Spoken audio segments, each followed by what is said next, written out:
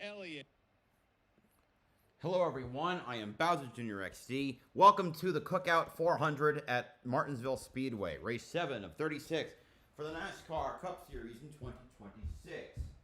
It is the first short track points race of the season, and one I'm looking forward to. We get high horsepower. We got the great tires from the last Cup race there from the fall of 25. And I'm trying to debut the use of the Galaxy dashboard tool for my stream, so it can help people better follow along. So deltas, positions, timing, pit stops.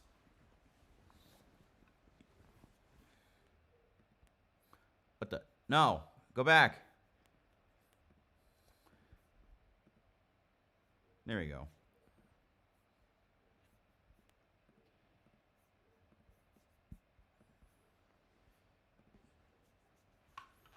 Dangerous when you give Denny Hamlin control of this race at Martinsville with the pole, the first pit stall, and likely one of the fastest cars. All right, let's go trackside.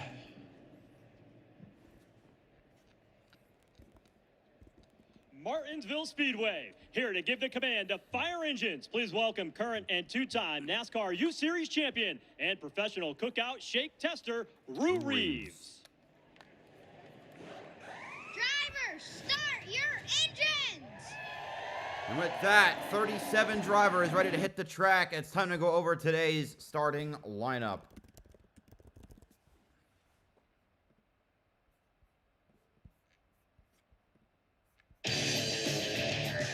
Starting 37th, driving the number 33, United Rentals Chevrolet for Richard Childress Racing, 31 years old from Winston, Georgia, Austin Hill.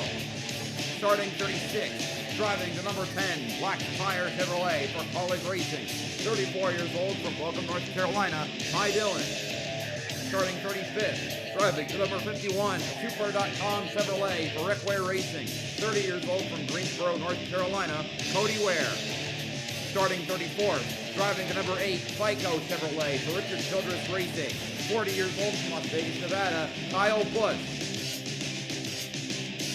Starting 33rd, driving the number 47, Jack Link, non-vegan Chevrolet for JTC Doherty Racing, 38 years old from Olive Branch, Mississippi, Ricky Dennis Jr., and eventually Hayek Motorsports. We're not in 2024. Starting 32nd, driving the number 42, Dollar Tree Toyota for Legacy Motor Club, 28 years old from Mooresville, North Carolina, John Hunter Nemechek. Starting 31st, driving the number 4, Fuel by Brantia Ford for Front Row Motorsports, 27 years old from Las Vegas, Nevada, Noah Gregson. Starting 30th, driving number 3, Dow Coating Chevrolet for Richard Childress Racing, 35 years old from Welcome, North Carolina, Austin Dillon. Starting 29th, driving the number 34, Dario Cheney Bros Inc. Ford for Front Row Motorsports, 25 years old from Carroll's Ford, North Carolina, Todd Dolan. Starting 28th, driving the number 16, Grizzly Nicotine Pouches Chevrolet for College Racing, 44 years old from Los Gatos, California, AJ Allmendinger.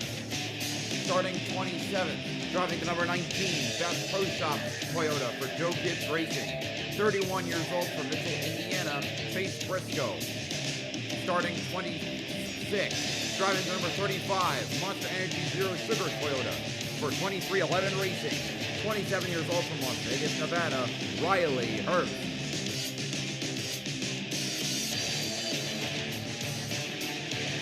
Starting 25th, driving the number 88, Choice Privileges Chevrolet, 19 years old from Mooresville, North Carolina, Connor Zillich, the only rookie in the field. Starting 24th, driving the number 41, HaasTooling.com Chevrolet for Haas Factory Team, 28 years old from Ladera Range, California, Cole Custer. Starting 24th, driving the number 41, HaasTooling.com, what the heck? Starting 23rd, driving the number 6, BuildSubmarines.com Ford for Ross Fenway, Kozlowski Racing, 42 years old from Rochester Hills, Michigan, Brad Kozlowski. Starting 22nd, driving the number 7, Group 1001 Chevrolet for Aspire Motorsports, 34 years old from Monterrey, Mexico, Daniel Suarez. Starting 21st, driving the number 48, Ally Chevrolet for Hendrick Motorsports, 39 years old from Riverton, Illinois, Justin Allgaier. Starting 20th, driving the number 71, Delaware Life Chevrolet for Spire Motorsports. 41 years old from Glendale, Arizona, Michael McDowell. Starting 19th, driving the number 43, Dollar Tree Toyota for Legacy Motor Club. 29 years old from Byron, Michigan, Eric Jones. Starting 18th, driving the number 1, Safety Culture Chevrolet for Trackhouse Racing. 33 years old from Alba, Florida, Ross Chastain. Starting 17th, driving the number 60, Bodyguard Ford for Ross Fenway, Keselowski Racing. 35 years old from Berlin, Connecticut, Ryan Priest.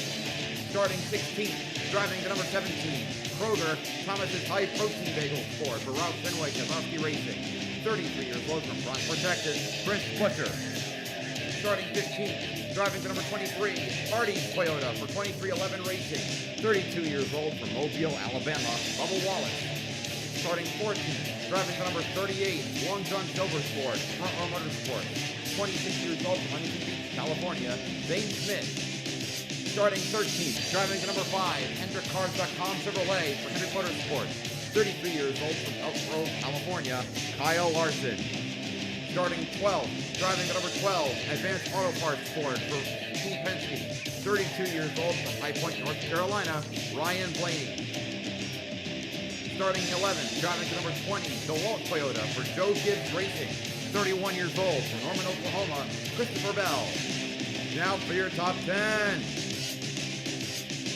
Starting 10th, driving the number 9, Universe Chevrolet for Hendrick Motorsports. 30 years old from Dawsonville, Georgia, Pace Elliott. Starting 9th, driving the number 22, Shell Pennzoil Ford for Team Penske. 35 years old from Middletown, Connecticut, Joey Logano. Starting 8th, driving the number 45, Sirius XM Toyota for Joe Gibbs Racing. 30 years old from Corning, California, Tyler Reddick. Starting 7th, driving the number 77, Chili's Ride Dente Chevrolet for Spire Motorsports. 23 years old from Portage, Michigan, Carson Osevar. Starting 6th, driving the number 2, Menards Richmond Water Heaters Ford for Team Penske. 27 years old from Mooresville, North Carolina, Austin Cindric. Starting 5th, driving the number 97, Superfile Chevrolet for Trackhouse Racing. 36 years old from Auckland, New Zealand, Shane Van Gisbergen. Starting 4th, driving the number 54, Monster Energy Toyota for Joe Gibbs Racing. 23 years old from Charlotte, North Carolina, Ty Gibbs. Starting 3rd, driving the number 21, Dex Imogen Ford for Wood Brothers Racing. 35 years old from Hendersonville, Tennessee, Josh Berry, the highest starting of the 10 Fords. Starting on the outside pole, driving the number 24, Cincinnati Chevrolet for Hendrick Motorsports. 28 years old from Charlotte, North Carolina, William Byron, highest starting of the 18 Chevrolet. And on the pole, driving the number 11, Bob's Discount Furniture Toyota for Joe Gibbs Racing, with a pole time of 19.275 seconds and an average speed of 98.241 miles per hour. 45 years old from Chesterfield, Virginia, Denny Hamlin. That is the starting lineup for today's Cookout 400.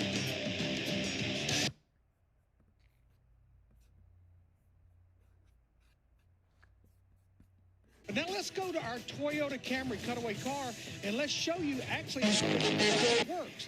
Now screwing down on the right rear, that takes wedge out if the car's tight or not turning the center of the corner. But backing the jack screw off, that puts wedge in an adjustment that the car is loose, especially on the edge of the corner. Let's go under the car to the right rear spring and see exactly what happened when this adjustment is made. Turning the jack screw down compresses that plunger that pushes shock oil through the tube that compresses the right rear spring. That's wedge out. Backing the jack back off, that lets the plunger up, pulls the shock oil back, and lets the right rear spring expand. That's wedge in. This adjustment can be made on the left rear as well, but it works opposite. But guys, you've got to be careful at this short track because this adjustment can fix one handling issue, but create another. Well, it definitely can create some different issues, but the other thing that it does is it takes time on the pit stop. It's usually a half second to a second that you have to give up in order to make that adjustment. So one of the things that you can do to your race car to make it better, and if you want to do those things, typically you want to do them early in the race. For sure. Definitely a lot of time won or lost on pit road at this racetrack in particular. Beautiful day to go racing. The big question today, Will it be warm enough for these concrete corners to take rubber? Hopefully this works. 64 degrees. 80 on Friday, 81 tomorrow. We get the 60s, so. okay, but it's a nice sunny day. To go 400 laps here, 80 laps in stage 1, 100 laps in stage 2, and then the final stage. Here's some Shane Van Gisbergen radio. Drivers to see all their stats and whatnot. All right, fellas, their appreciate team all and the effort whatnot. all weekend. A lot of work went into getting here. I'm gonna go back qualifying to effort. Let's keep it here all day. Shane, let us know what you need. Take care of this thing all day. We'll be there at the end. Yep. Cheers, guys. Thanks for the rocket. Let's have a good day. Well, Shane's done really good here at Martinsville. This has probably been his best oval, but you hear his crew chief on the radio right there. They seem pretty confident in what they have, and sometimes that's half the battle, having that confidence, Clint. Well, one of the hardest battles is qualifying. Yeah. Starting up front, this is a track position racetrack. Everybody knows that. It's hard to come by. Gives you a better pit stall. That's a big deal when the cautions come out. Pace car is rolling off. It'll be I love 400 this laps place. around the Gets me half-mile excited every paperclip. time. Let's go. Denny Hamlin, William Byron. Last year's 2 race winners here. Toyota Chevy on the front row. Josh Berry in a Ford right behind them. 37 strong. They address themselves. Here we to the go. start We're line, green at and Martinsville. we're racing in Martinsville.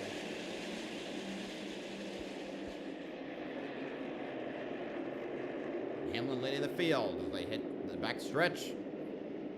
Byron see if he can get down for second place over Josh Berry. Not able to just yet. I think maybe he'll get the run off the turn. Byron He's pulls clear. away from Josh Berry, so they'll be single file for the first 4 spots. Cindric on the outside. Yeah, and Denny Hamlin, you heard him talk about wanting to control the pace. The biggest thing that he wants to do is try to take care of those rear tires. As you see Austin Cindric pull down the racetrack right there. You're going to see that all day, guys, trying to pull down the racetrack to fill a hole and sometimes block. And sometimes that's when things don't work out and somebody shoves the other guy out of the way. Well, with this, since we've went to the Gen 7 car, in my opinion, you can hold on to that outside a little bit longer on these restarts than you used to.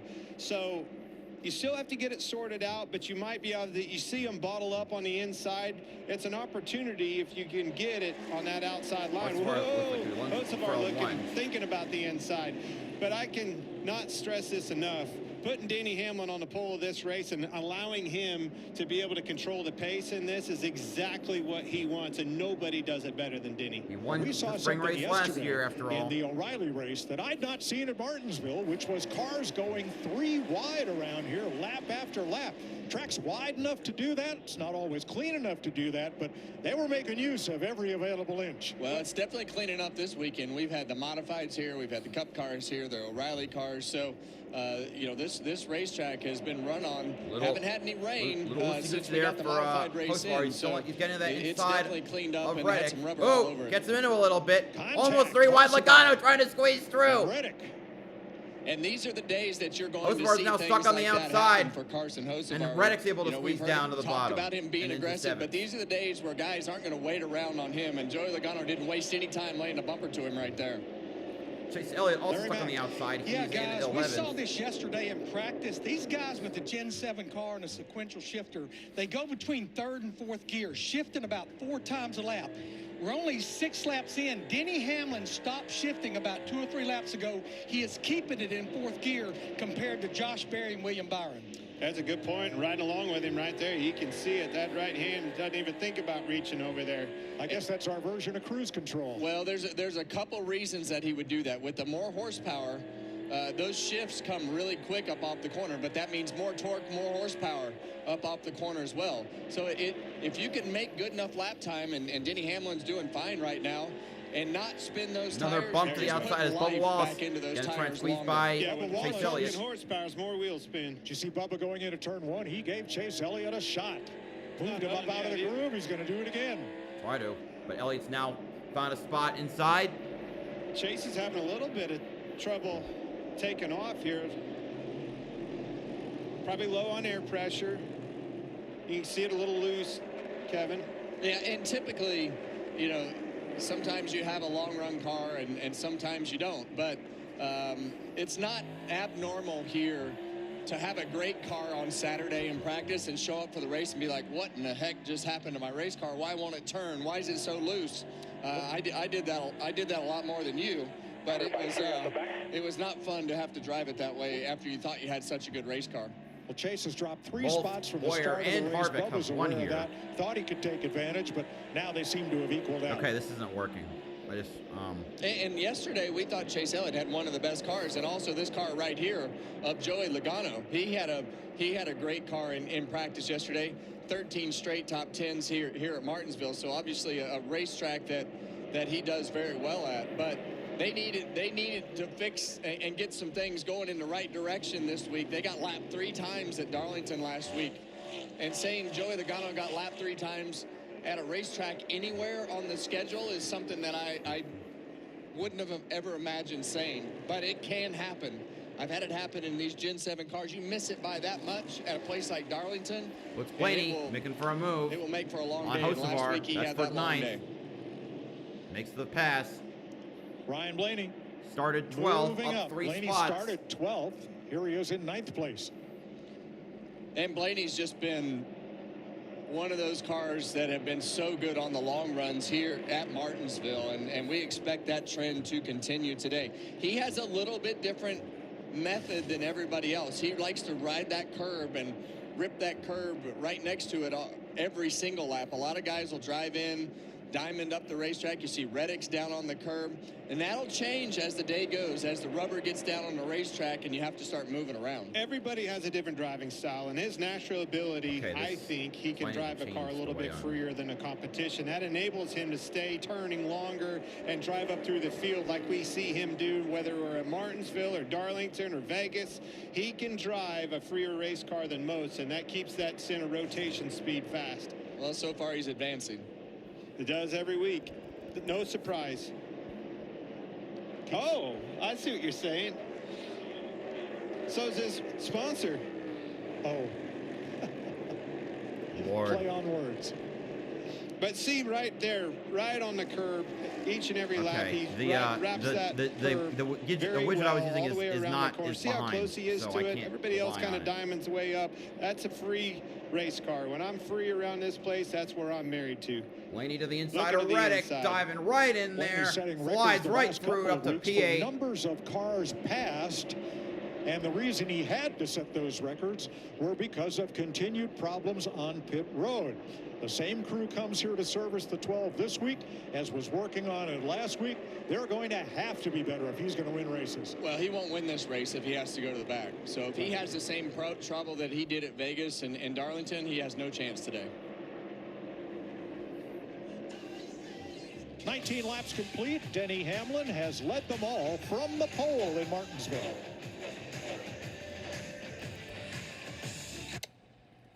From the moment you took your first breath, you had something to prove. And boy, did you ever. Roads. Denny Hamlin with about a half-second lead on William Byron. Oh, here's Larson trying to get a run on Christopher Bell. Bump. The gap's not there just yet. I think he's going to try and send it in here. Larson to the inside of Christopher Bell. This is for the 11th position. Not able to complete it. And his teammate Chase Elliott right behind him. Larson sends it in again. Gets it right through. And Elliott with a big runoff too. Gets to the inside of Bell right behind his teammate. Going to try and make it a 2-4 for passing Christopher Bell. And so is Bubba Wallace. But he's not able to get to the side.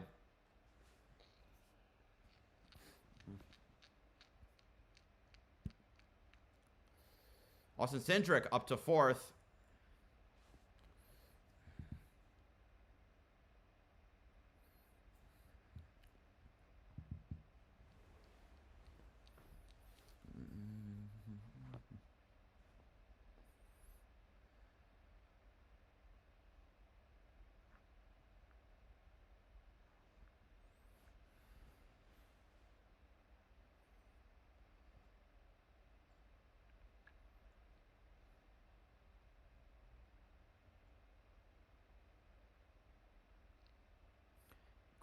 Ryan Preece to the inside of Bubba Wallace. Takes the spot. I think that's 14th.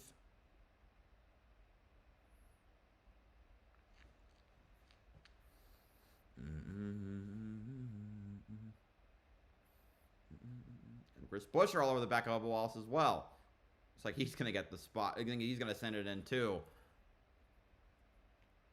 And Buescher gets there. Oh! Contact as they finish the pass.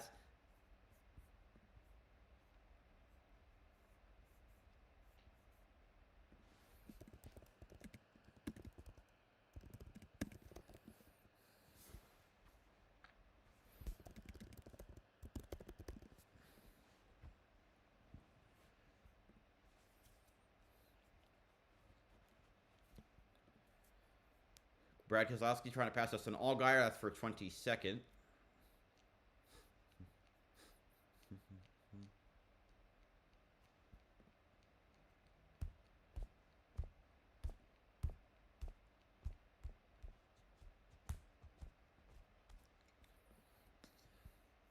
Night of baseball coming your way, 6 Eastern.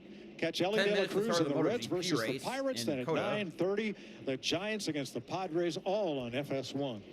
Here in Martinsville, 28 laps complete. Hamlin, Byron, Berry, Cindric has been the running order. Cindric from 6th up to 4th. Ty Gibbs rounds the top 5.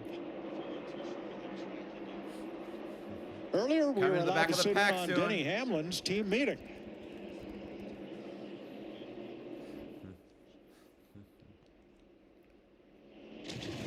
Right, what we've talked about the last couple weeks, Vegas specifically, is let's make no mistakes, right? We got a good car today.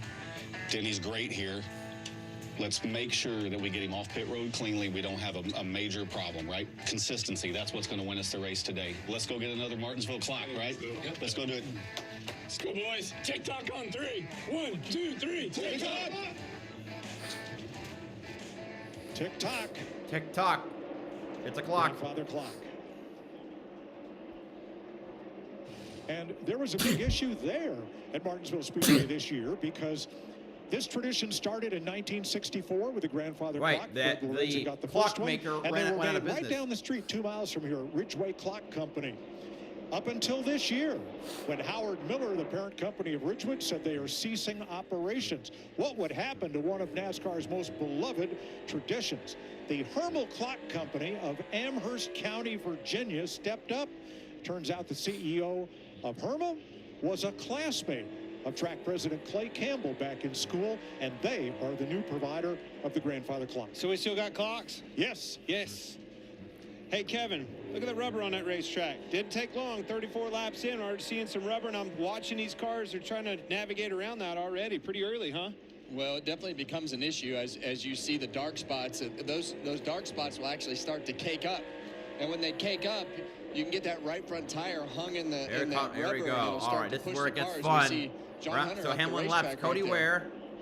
What I'm seeing is a battle. We knew that was going to happen. The heat is on. Watch those guys in front of Denny Hamlin. Byron flying it in on the 51. Nobody wants to get taken off going the to take lead the out, lap so Hamlin during the trying to take the outside and lane. shortest stage of the then race. squeeze down to the That's inside to get by Austin Hill. Just in front of Denny Hamlin. He moves up to the high side. Now I he's guess got that's where a you car would to a want side the and a cars car to go. ahead. Well, that's what you Stenhouse want. Jr., the Jack Blinks non-vegan what car. you don't want is that 24 in his rearview mirror run you down, and this is the opportunity that he's looking for. Who can get through lap traffic the best will be the man today. Yeah, and that's when you find out who has the best car and who has a Christopher versatile Bell car. falling back A as the versatile two car in orange Roush traffic cars is gonna get be by a lot him. better than a car that's fast that Ooh, catches Byron the not back able of to the get by pack Austin and Hill. can't That'll do hurt his anything. attempt to catch So up. right now, Sending it we're in seeing now the as 24 Dukes car as run in on the back of Denny Hamlin's now Hamlin. side And by usually side for the with second place Stenhouse car, just it's ahead a of lot him. easier to pass those guys once the leader goes by because they're doing everything they can to Just stay make on sure the lead you're lap. with him and fill That's that right. hole. 14th place on the bottom Hamlin of the getting screen. blocked by John Hunter Moving up. Nemechek. Jamie? Yeah, just to update Christopher Bell. He actually qualified 11th, just gave up 2 more spots back in 15th. Talked to his crew chief, Adam Stevens, this morning. He said our balance not far off. Need to be a tiny bit tighter. Well, Christopher, this came on the Nemechek being a radio. He menace. said, I'm like 4 numbers tighter. And than now we were Byron's yesterday. going to be That all car over just the not back sure it'll bumper. rotate This like Hamlin is it trying to needs. get to the inside of Nemechek. Not surprising. Same thing we were talking about earlier with Chase Elliott not looking quite as good as he did yesterday. Denny Hamlin He's doing getting everything he frustrated could right to here wreck with the John Hunter he's gonna Nemechek. It freaking seems wreck like the he's 42 trying to get by him. backing up off the corner. Oh, Byron peeks to Stenhouse his trying to get back on inside. the lead lap there, and more traffic inside. Oh, and he That bumped is for Nemechek the out of the lead. way, That and is Byron Byron. takes the lead. That's not traffic. That's the new leader. Yeah, he was well, frustrated for a reason. He couldn't get around Nemechek, and open the door up for Byron to slip by them both. Byron takes this the is lead. where a guy like Denny Hamlin's going to keep his head together, hopefully take care of that race car, realize, you know, the 42 was putting you in a bad situation, which he shouldn't be pleased with, but it is what it is at this point. Don't tear your car up. Hamlin led the first 38 laps until he got deep into traffic.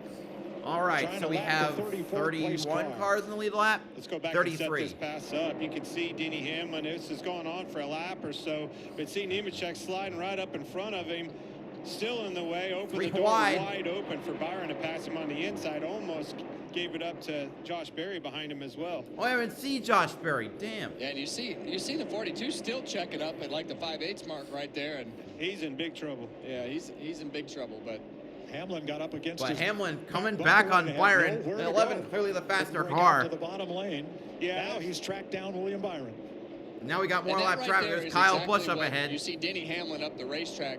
That's the thing that I was never able to do here. Denny Hamlin's always been able to move around the racetrack, make that corner shape a little bit different. Hamlin used to do one truck race a year, which would be Martinsville in the fall, and he won it I twice. saw this, and that's why when I talked to him, I knew that the confidence was there. Hamlin to the inside of Byron, but I think I vividly remember the other thing to think about is what lane is Kyle Busch going to be in? My car is lights out, and it is that way again. He can just go wherever he wants to. Oh, but Hamlin gets back around Byron. Next car ahead is Kyle Busch, who said after a dismal qualifying they didn't get effort, to Busch before I need Hamlin a caution was able to between make the lap pass. 30 and 40 because by then my tires are going to be toast.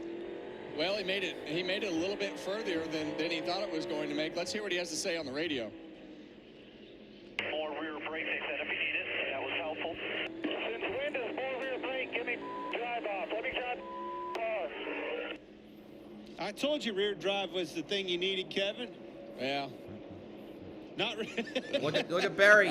He's within a second of the leaders now. What he needed. All right, we're back to Blaney. He's catching up to Logano, who's in seventh. I think that the 8 car is definitely in a tough situation. Kyle's frustrated. The cars aren't running good, and unfortunately, it sounds like there's already tension. We have a new crew chief. Hamlin up Jim to Pullman second. He laps Kyle Busch for 33rd. I don't know what the hell I'm talking about. It's pretty early in the year to have that frustrating conversation already. Well, and it's not just him. I mean, we unfortunately noted that. I think their best car is 27th right now.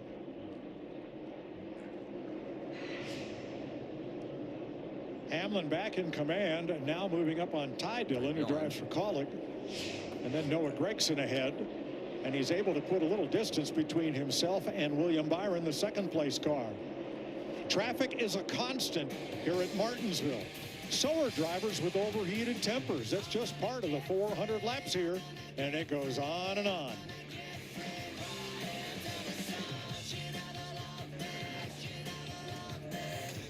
Oh, that new Cologuard Plus test. 10 out of 10. Now I detect 95% of colon cancers. Similar Race to by colonoscopy. Chase Elliott for 11, so the RFK boys continuing to work their way up. I got you. The square jaw says, trust me.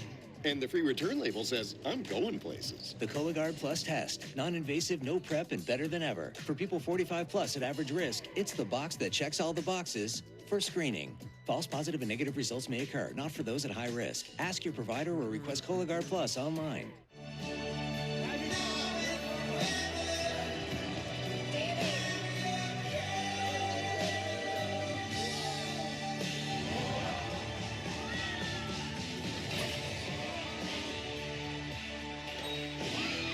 Logano worked through the lap traffic. I got my Stenhouse. Logano not to get my unit. Blaney not able to make the move on Logano yet. One vacation that changes everything. Universal Orlando Resort. I've been told my whole life that I'm pretty fast. I'm trying to load MotoGP on my phone. I'll do it on my computer.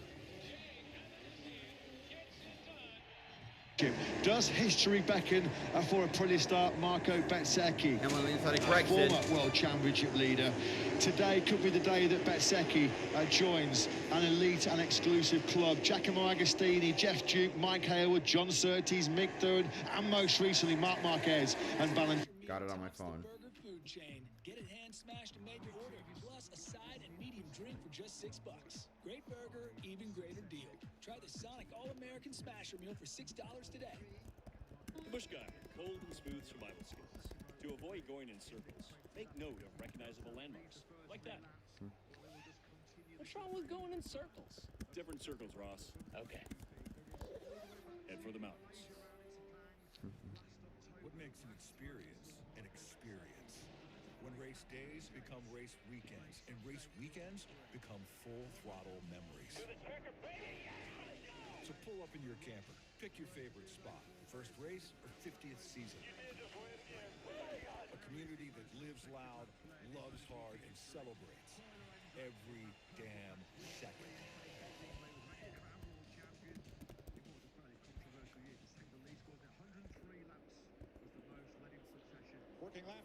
Back. Byron's now 3/4 of a second back as Hamlin continued working through the lap traffic. Getting up to Todd Gilliland and AJ Allmendinger. Oh, there he is. Okay, so now his gap's around half a second now. Todd Gilliland, who under penalty lost his pit selection for that car not going through inspection the first or second time. Now let's take a look at Carson Hocevar's season. Hocevar in 10th as Priest is breathing down his back. 2 top 5s, 13th in the points, average finish 16.5, all personal best for him at this stage of the season. Biggest mover in this race is Ryan Priest. He's up 6 spots from 17th where he started. Regan. Well, Mike, this is something that crew chief Derek Finley talked about with me this morning with that 60 car. Disappointed with the qualifying effort yesterday. Hit the rev chip and ruined both laps for him. But he said we are going to lean on Ryan's ability to manage rear tires today, especially early on, so that late in the runs we can be good. And that's evident so far. That 60 car looking really good. Ryan quiet on the radio. Well, Kevin, 60 laps in, that's pretty much the extent of what we saw these drivers, these teams doing in practice yesterday, starting to separate the men from the boys here on the rear grip issues. Yeah, and what happens when that rear grip goes away, usually it starts skating around on the entry. So as we've got 20 to go in this stage, not abnormal for this stage to run caution free. So They're green at Moto at Coda. get themselves in a box and get a lap down early because they're so far off. That being said, what I'm starting to see is these Fords are showing up. They're marching to the front. If they're taking places, I sense a little bit of the Hendrick struggles again. There's some of these Hendrick cars slipping back a little bit. Chase Elliott's one of them. Larry Mack? Yeah, just to follow up on what Regan Smith was talking about, the 60 car, Ryan Priest trying to take care of those rear tires. Like Denny Hamlin, he is not shifting. He is staying in 4th. William Byron in that 24 car running 2nd continues to shift between 3rd and 4th. 18 to go in the stage. Right now, 4 Fords, 3 Toyotas, 3 Chevys in position to get stage points. Down to Hocevar.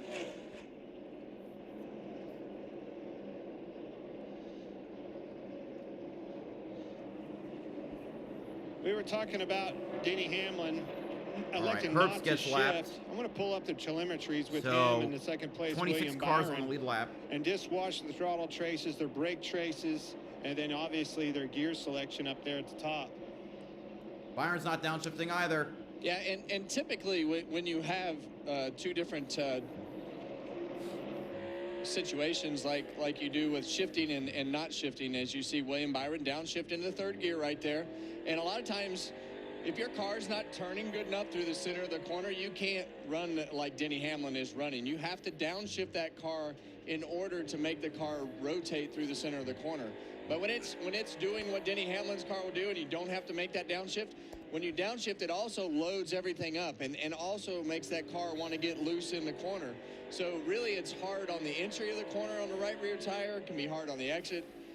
Then doing what the way that Denny is doing things right now, leaving the car in 4th gear. The other thing that I'm watching, 2 wide lap cars, Austin Dillon, Cole Custer. His forward bite. When he goes to the gas, he's got the car rotated. Obviously, he's in traffic right here. But look, when the 5/8 mark, I always Hamlin going to take it 3 at wide, this or Dillon racetrack, moves to the high side. Maybe out of, I mean, that might have been out of respect. When you lean on it that last little bit with the wheel, it has to turn left because you need the forward, straightforward drive. If you leave and exit the corner with wheel in it, it breaks those rear tires loose and only gets worse.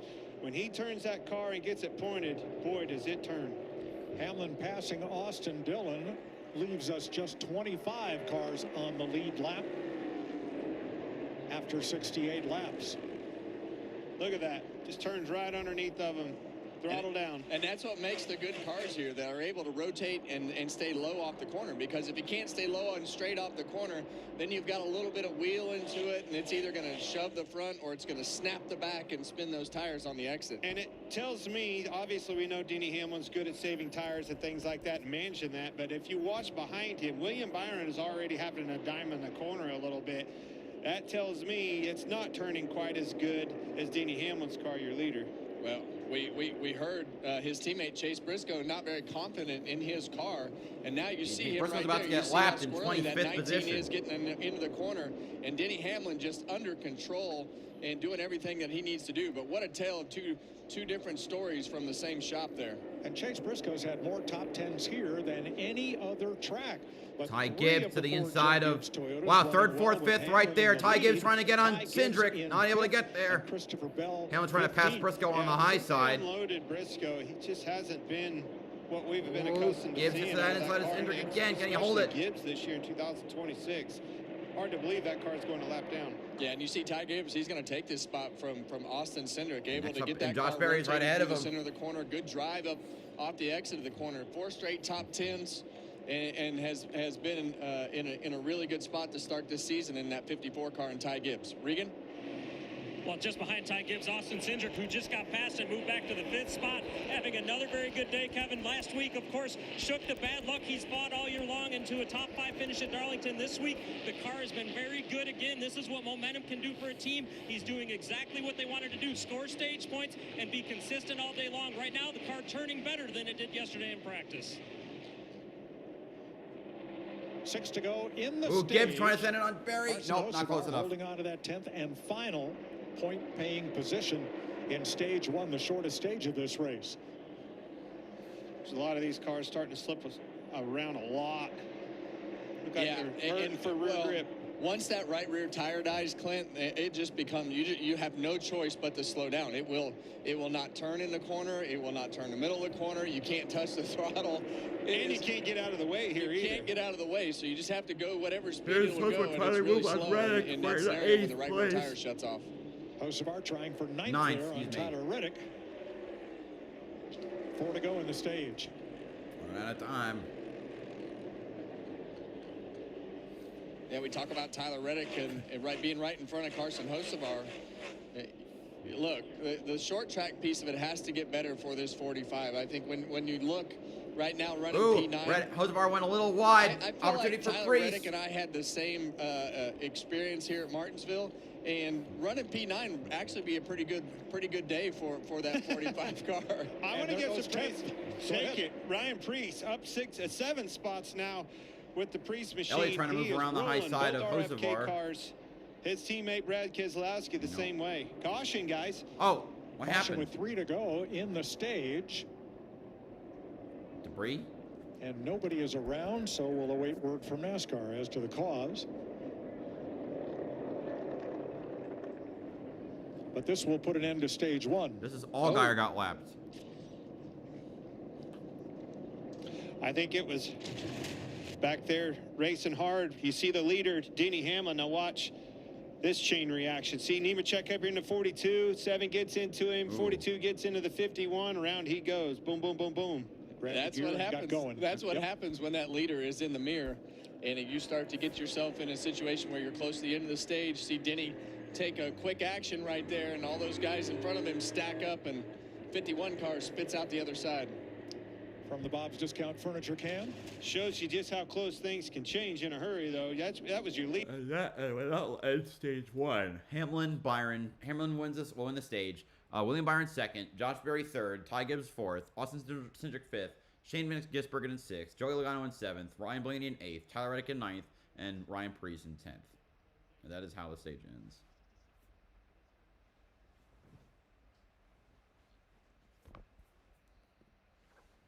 Get some water.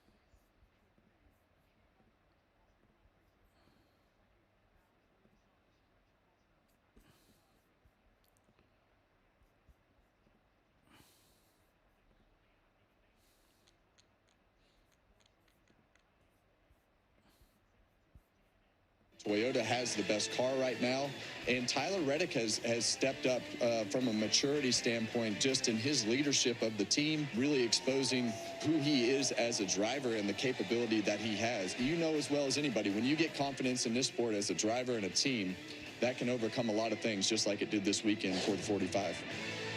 That's from the all-news Fox Sports digital show Speed with Harvick and Buxton, fueled by Poet. Subscribe on Fox on YouTube, the Fox Sports app, or wherever you get your podcasts. Jamie? Well, Chris Buescher's had a great couple of weeks on track, and his pit crew, they're getting the job done too. They're third overall, but what stands out to me about this bunch right here, 0 mistakes on the season. Jacob Brawl, front changer, and I enjoy doing fast pit stops. Travis Edis, rear tire changer, and I'm from Wausau, Wisconsin. Jaquan Bailey, carrier, Iowa State, AP All-American. Nicholas Patterson, Jackman, owner of Bald Eagle Tree Solutions. Bailey Walker, fueler. This is my 19th season.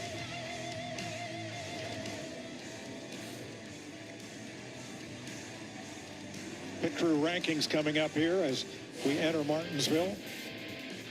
Buescher is getting his number. They are ninth. Top by Christopher Bell. Man, they've been on 8 seconds. Pretty wild. The 9 is Chase Elliott. the second best pit crew. And then the 17 crew that you just met. Well, I talked about the rubber getting built up on that racetrack. Check this out, guys. Look at that, Kevin. Wow. That is a lot of rubber buildup shit. being thrown under the fender well of the Dragging a 11 car. beard around. That's pretty amazing. That's a lot. Yeah, it just shreds that left front tire, and it all builds up on the top of that splitter behind the nose right there. And also, the leader cleans the track for everybody. So he's picking stuff up as he's going around, too. The little marbles that are left there by just about everybody. Pits are open. All right. Get them on quick, guys. No mistakes. Denny Hamlin with his 9th stage win at Martinsville, most of all drivers. Justin Allgaier gets the free pass. Here they come, Jamie. Chris Buescher comes in from 13th place, talked about his pit crew, met them. Now Big they'll go to stall. work. The pressure is on. Little too free, end of the run, but he fired off good. Pretty happy with the 17 as he comes around and into his box. Meanwhile, the 24 of William Byron, pretty happy with it, but in fourth gear could not get it to rotate like the 11, and Denny Hamlin lost his tires, end of the run. Regan. Josh Berry in the 21 car started a little bit free. When he stopped shifting, the car got too tight, lost the rears at the end, and the 11 of your leader, Denny Hamlin, didn't need too much. He was just a little bit too loose into the corners the last 15 laps. Smooth sailing. That winding pit road with Hamlin, Byron, about Gibbs, 10 or 12 teams Cindric, pitting Berry, around Logano, the Van Gisbergen, curve Reddick, of turns Blaney, 1 and 2. Elliott. Here's a look at the race-off pit road. Denny Hamlin from the pole, your stage 1 winner.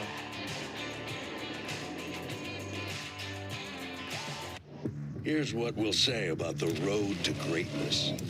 The name Ford is synonymous with desert racing.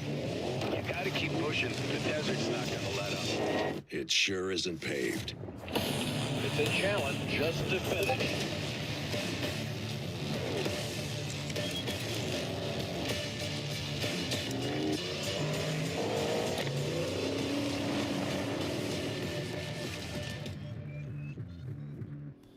Advil liquid gels are faster and stronger than Tylenol rapid release gels. Also from Advil, Advil Targeted Relief, the only topical with 4 powerful pain-fighting ingredients that start working on contact and lasts up to 8 hours. Thanks for coming in to talk about Doug Jr. Of course. 3rd grade is when I learned Liberty Mutual could save you hundreds by customizing your car insurance. Why don't you come sit with us? Oh, a little snug. Only pay for what you need. Liberty, liberty, liberty, liberty. Tonight, the biblical 3-week event continues with the next epic story. I was chosen to lead by God. You will be the one to judge me in the end. The Faithful Women of the Bible continues tonight on Fox. The stars of the IndyCar Series descend upon Long Beach, where every driver is chasing their own Hollywood ending. The road to Indy continues, Sunday, April 19th on Fox. Welcome to the fastest racing on Earth. The College Basketball Crown returns. Begins Wednesday on FS1.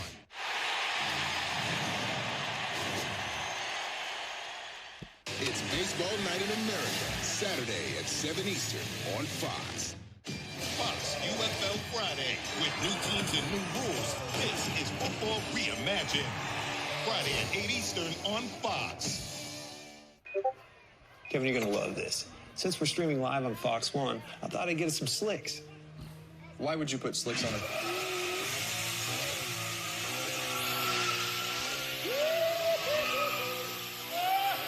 It is a World Series rematch. To beat the champ, you gotta knock him out. Come on, bro. It's not over yet.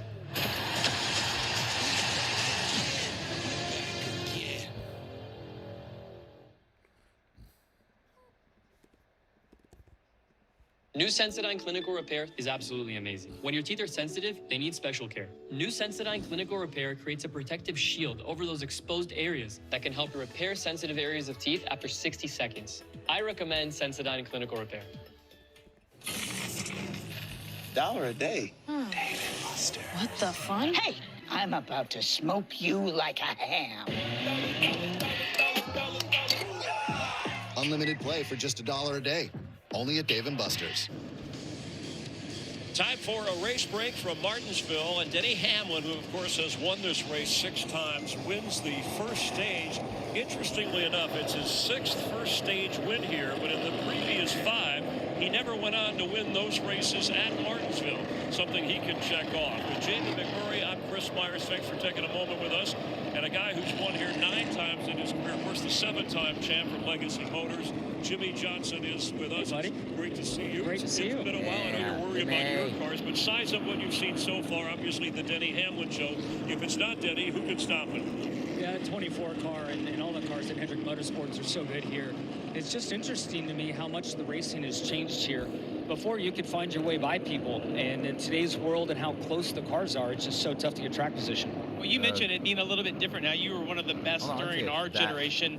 What do you tell your 2 drivers coming here for advice? You know, it's changed so much in the way you try to drive these cars with shifting, tire management. I don't really think anything I knew from the days when I was here really applies. So just trying to keep their head in the game as we're trying to build our company, keep them calm. I think this point system really benefits our drivers to make the playoffs, so we got to worry about every point of every race. Yeah, and ahead of the game, you always kind of kept your emotions in check, or at least we didn't see them here. It seems like we're not seeing as much of that lately, even in these cramped quarters or some of the short tracks. Why is that?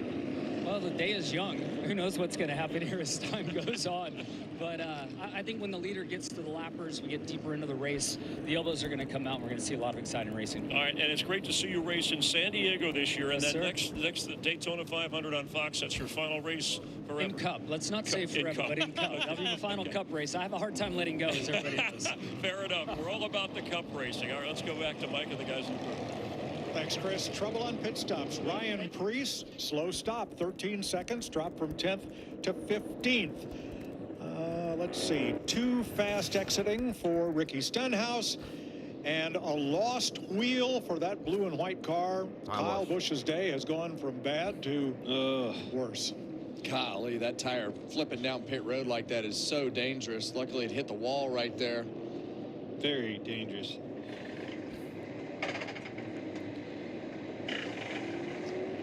Well, that's why we have those rules, too. Right? I mean, bounced off the wall, rolled back out, and got punted. That's why it's so important to try to hold these guys accountable with rules and things like that, and those tires getting away. Yeah, and he never even tried to check up. I mean, he had to see it. He just said, my day's not going very good. Don't really care about that tire. I'm going to go ahead and floor it and knock it out of the way, and it is what it is. So our restart lineup looks much like the starting lineup for the race. Hamlin, Byron, Gibbs, Cindric, Berry, Logano, Van Gisberg, and Reddick, Blaney, Elliott, your top 10. All right, here we go. Stage Start 2. Stage Here 2. we go. For 100 laps. This will take us to lap 180. Well, it looks just like the start of the race, Mike. Same 2 guys on the front row, kept themselves. Byron staying side by in that side top with position Hamlin, though. throughout those Better first 80 fire laps, off. Byron's stage holding 1. a little stronger on that outside, though, Kevin. Keep an eye on it. Hamlin's got a better run off of 4, though. Car is going to be just a bit ahead at the start finish. Yeah, and in that situation right there, sometimes Tyga's it's going to try better and make not the move to the fight inside of because now it's Byron. opened the Hamlin's door clear. for Gibbs to the 54 inside. of Ty Gibbs to get up there and try to take that second spot away from William Byron. You don't think that kid's hungry, do you? Car's fast. Has been all weekend long. Could it be his first one? Well, they've done a great job.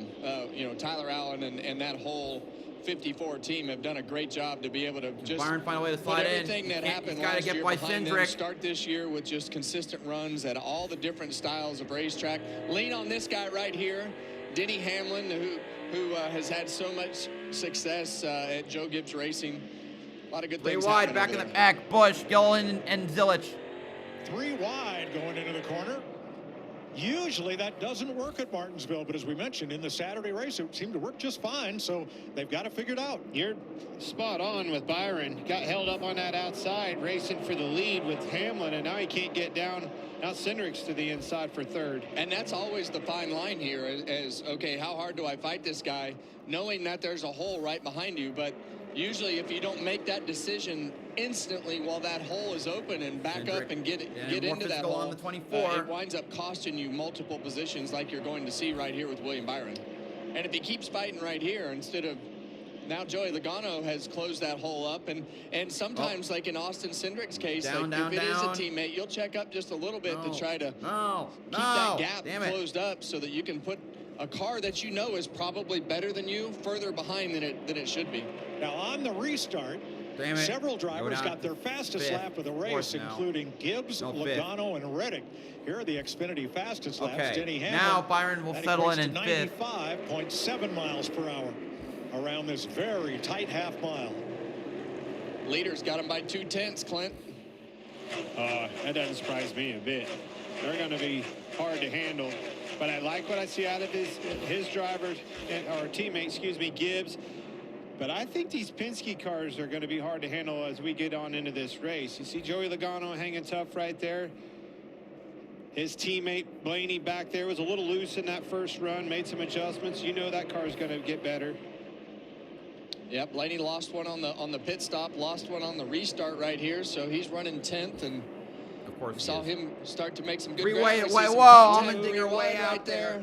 Big squeeze there, left Chastain on the outside looking in. The big block. 3 wide Chastain, again. Oh, Chastain hot. That's exactly right. Oh, there goes Gregson. Goes the 4 of Noah Gregson off the front bumper of A.J. Allmendinger. Caution. Second caution of the day, lap 105. Yeah, all that chaos just created quite a diabolical situation right there, and Noah Gregson wound up on the wrong side of that, Clint. Was that your word? What? Diabolical? Oh, I have a very refined vocabulary. Didn't you know that? Of course it was. Chris Buescher jumped to pit road as the caution came out there. Larry? We smoking them if we got them? I'm not sure on that one, Clint. They've only run 9 laps. We're back racing at 95. We're lap 104, 105 right now. Yeah, you may see guys at the back of the pack come, try to make more adjustments, but I just don't see the leaders coming. Remember, you can run this whole stage easily without stopping. Yeah. Watch the 4 here. Let's see what happened. Well, I think it all started with what's beside him. Obviously, Chastain didn't get off of 2 very good. Stenhouse was his inside, got them all up the racetrack. I think Noah's kind of an innocent bystander to that. Well, Noah kind of went up the racetrack, and Allmendinger was already there and just kind of drove over the front. But I think, like you said, the cars in front of them checked up. It started with this.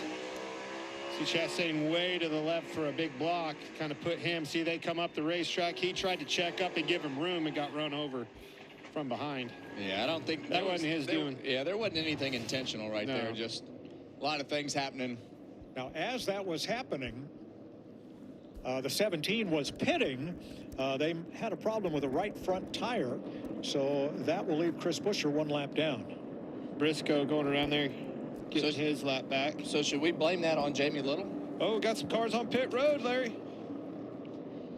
Guys at the back need adjustments. Kyle Larson leads them in, along with Zane Smith, Brad Keselowski, Eric Jones, Michael McDowell, and Daniel Suarez pitting.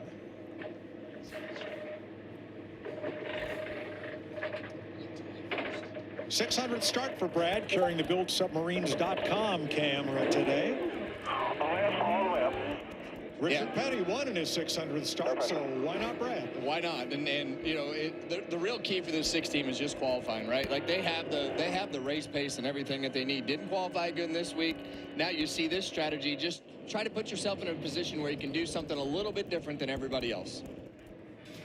Brad Keselowski is the 36th driver in NASCAR history to reach that milestone. Get your hot dogs, folks. Nothing like a Martinsville hot dog.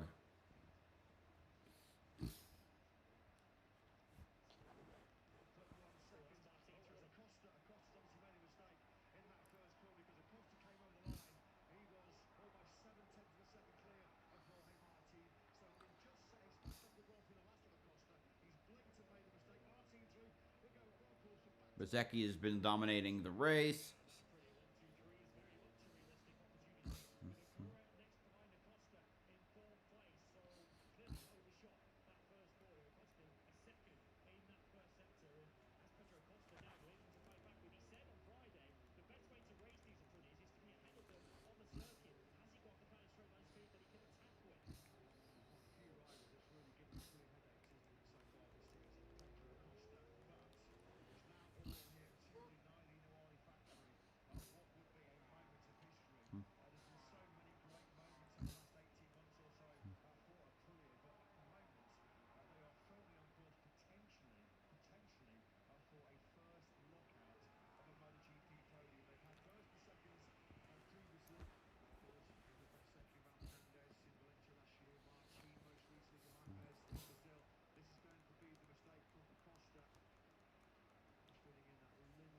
Wide on turn something. The turn 1, I think. No, it could be 10.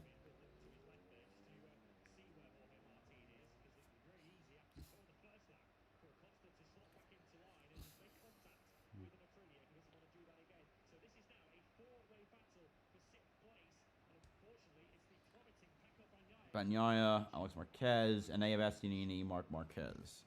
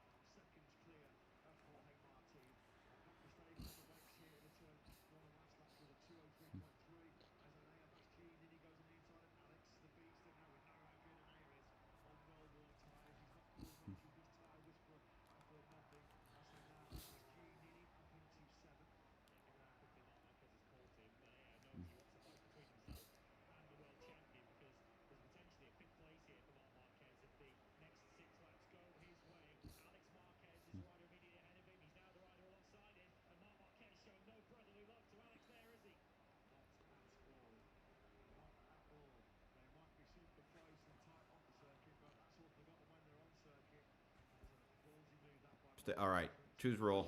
A number of cars from 16th on back made pit stops, led by Kyle Larson and Zane Smith and Brad Keselowski. So we will restart with 23 cars on the lead lap, including Chase Briscoe, the free pass car. Everybody else 1 lap down. Cody Ware down 2. Well, you see the front row right there of Denny Hamlin and Ty Gibbs work out the teammate restart. That gives Ty the bottom of the racetrack. 11 will blend in right in front of him. Good to do early in these races when everybody's just trying to put themselves in a position. But see those 2 Penske cars right behind them, Clint. We talked about how good they've been on the long run. And Tyler Reddick hanging in there. He's doing a lot better job. Yeah. Momentum, baby. All right, going back green. Here we go. 6 laps earlier, and we're back to green.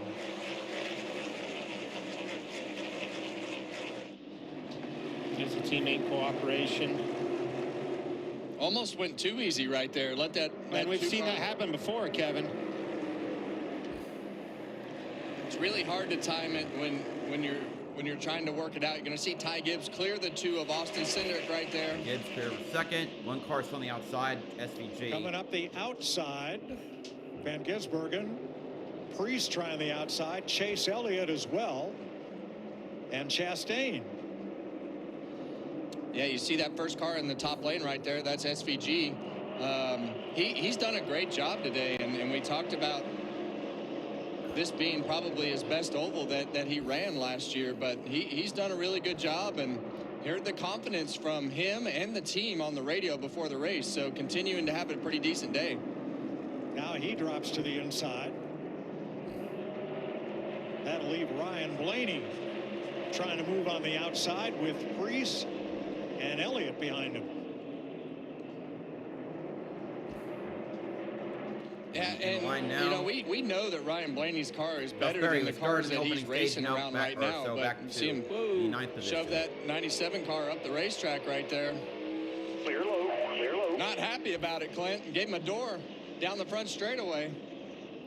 Now, if you're Ryan Blaney, you don't want to get retaliated on, so you try to fill that hole and let Josh Berry get in there. Not going to be able to do that right there. But if you're Josh Berry, Preece in it went way. Oh man! Caused him to stack him a bit. Here comes the ball to his inside. Well, that's exactly right, and that's what I was going to try to say. When you have really a guy in front of around you, the outside. make Oh! a pass, you have to push hard and Well, be there Lois to sends fill it. that It also void, or hurt they're gonna Elliott, come who's down in the high lane take your behind exit away Preece. and you're in trouble. Bubba Wallace Bubba took Wallace in the top advantage, 10. moves on Preece. That's for 10th place. Christopher Bell fills the slot on the inside.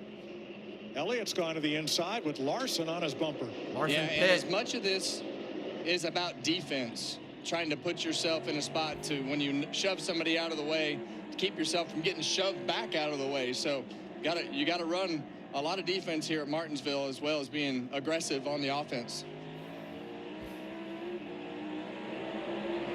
Now keep an eye on Kyle Larson, because he is the first car on fresh tires. See what he can do with them. 20 lap fresher tires.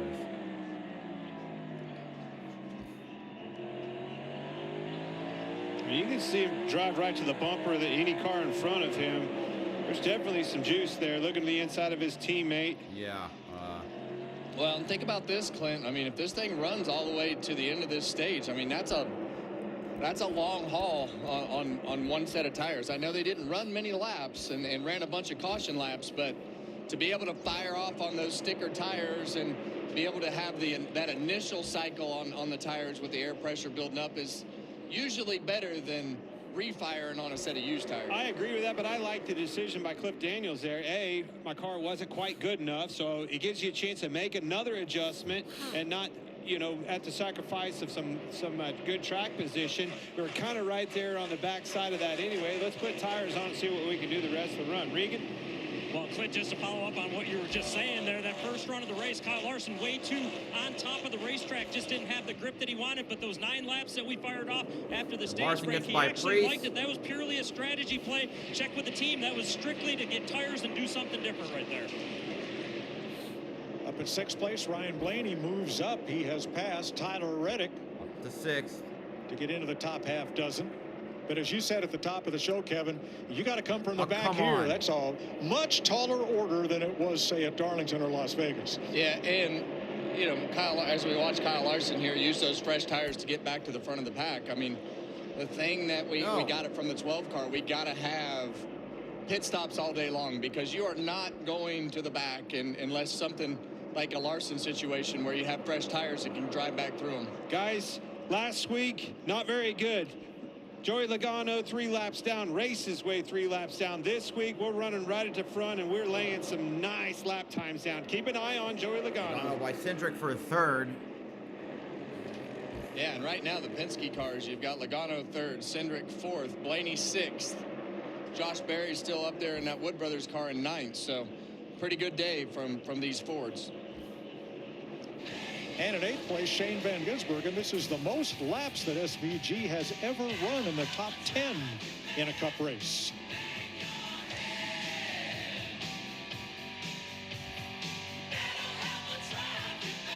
You know, WeatherTech isn't just for caution. new cars. Greg's, no matter how no, old or new your car is, it deserves WeatherTech. With laser measured protection for practically every car on the road, we've got you covered. Because messes don't care what year your car is. Whatever you're driving, we got it. We got it. We got it. Got it. We got it. We got it. We got it. No matter what year your vehicle is, it deserves WeatherTech. Order your American-made protection today at WT.com or WeatherTech. You know we got it. How did you do this? I'll show you. The whole park now runs off Xfinity. The network can self-heal too. Larson by Bubba Wallace. He's up to 10th. Wow. Those tires Something are working. even smarter than Alan? I don't think so. Yeah, he's pretty smart. Yeah. A whole new species of Wi-Fi at the same price for 5 years.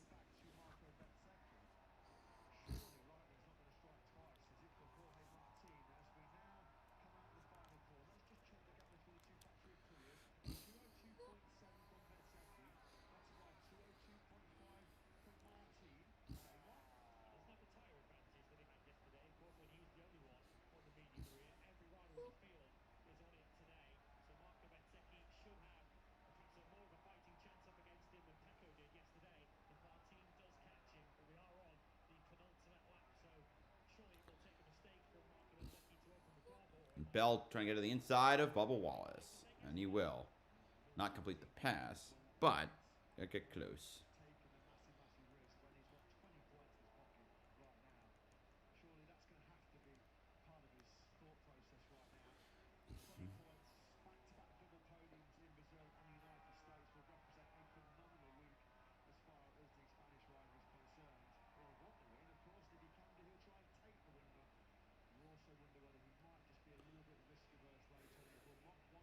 Gibbs still battling with Bubba, and he's clear, or almost clear. No, he's clear. Welcome back to the Cookout 400 at Martinsville Speedway. Denny Hamlin leading 127 of the 134 laps so far. Ty Gibbs in second, Joey Logano, Austin Cindric, Ryan Blaney. First Chevy is William Byron in sixth. Aerial coverage brought to you by Goodyear. Tried, tested, proven, legendary. That water tower looks like Larry's belt when he's down there covering the pits. All of his radios on it. Denny Hamlin at a 20.50. Even on cruise control, the second fastest car that last lap, Ryan Blaney, who has moved up to fifth now, was quickest. Now, Chris Buescher was pitting when the caution came out at lap 105. What was the issue, Jamie? Yeah, there was an issue. He's a lap down now, showed 31st. So after that initial stop, they got those fresh tires on. He felt something wrong with the right front.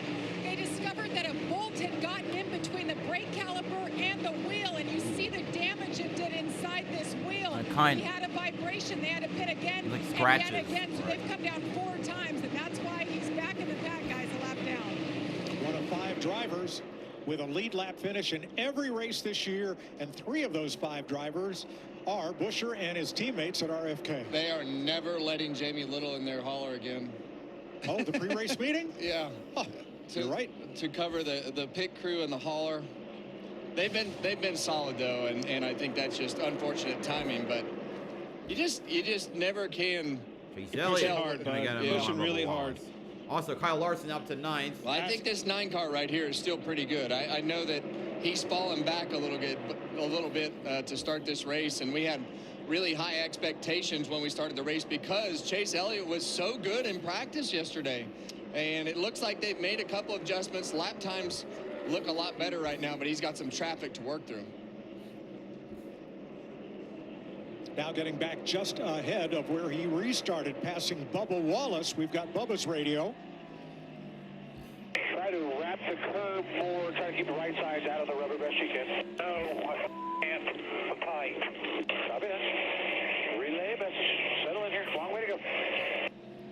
There's nothing more frustrating than being told what to do from a bunch of people who have no idea what they're doing. And that is just the era that we live in, right? Mike, because when I you heard look that, at the data and they tell you what they see. That's right. They didn't look at his hands in that wheel in the car, though, cranked all the way left. It's exactly, I knew as soon as he said that, I knew what he was going to say. Watching the Toyota Racing Cam, Bubba Wallace, currently 13th.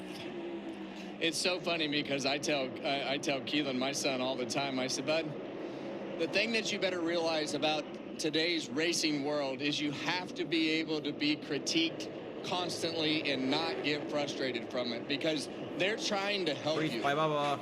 But as a driver, you just, you're frustrated in there and you just don't want to hear it sometimes. Or you could just spend a day on social media where everybody's a critic. Hey, Keelan won yesterday, huh? He did, yeah. They raced the Cars Tour West race in Vegas and had a good night last night. Kept me up too late.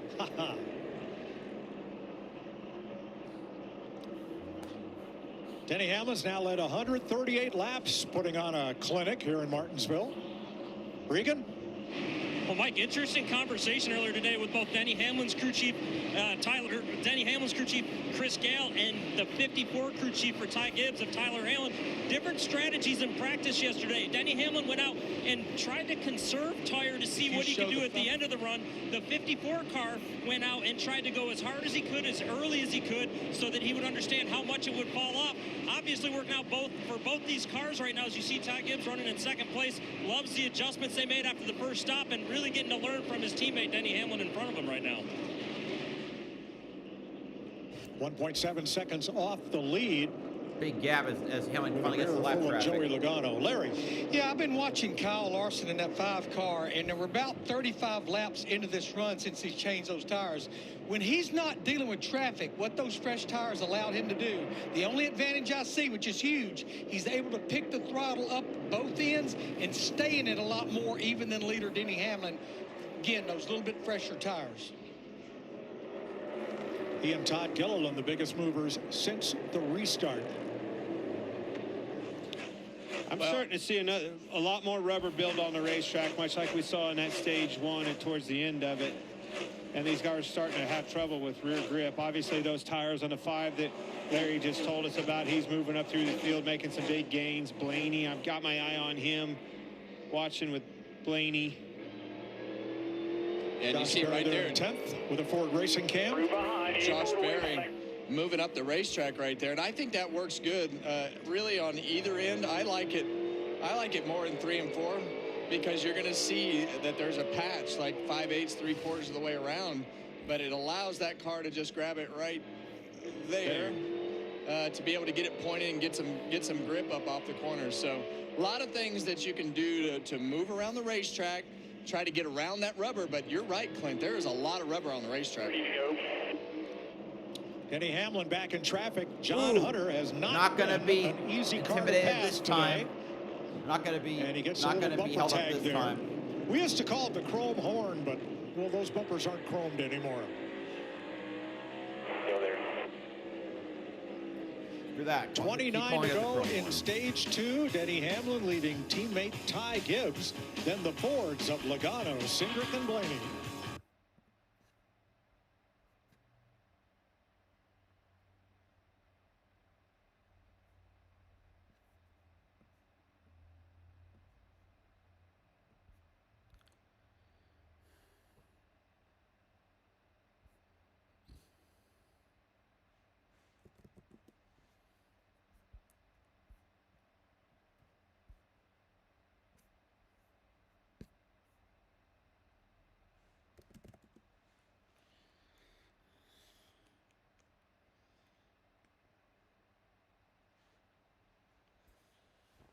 Let's see. Barry got Barry is about to get back by Kyle Larson.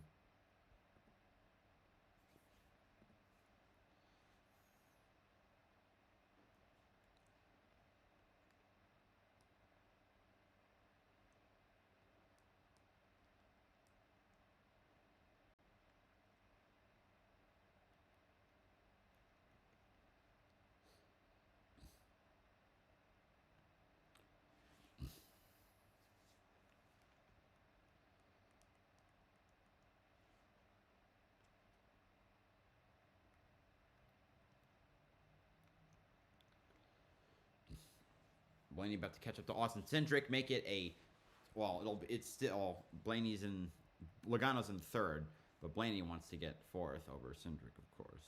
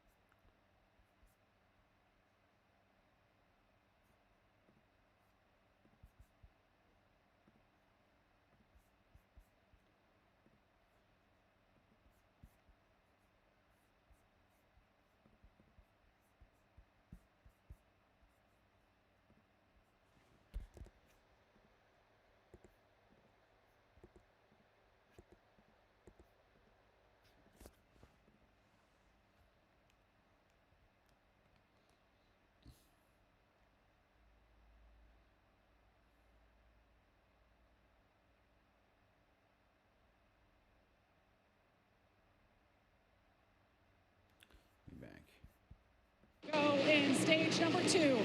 This weekend, our NASCAR on Fox family is down one of our teammates. That is Goat. He's been my cameraman for 11 years. He's been part of the racing community for many decades, covering the biggest moments in motorsports.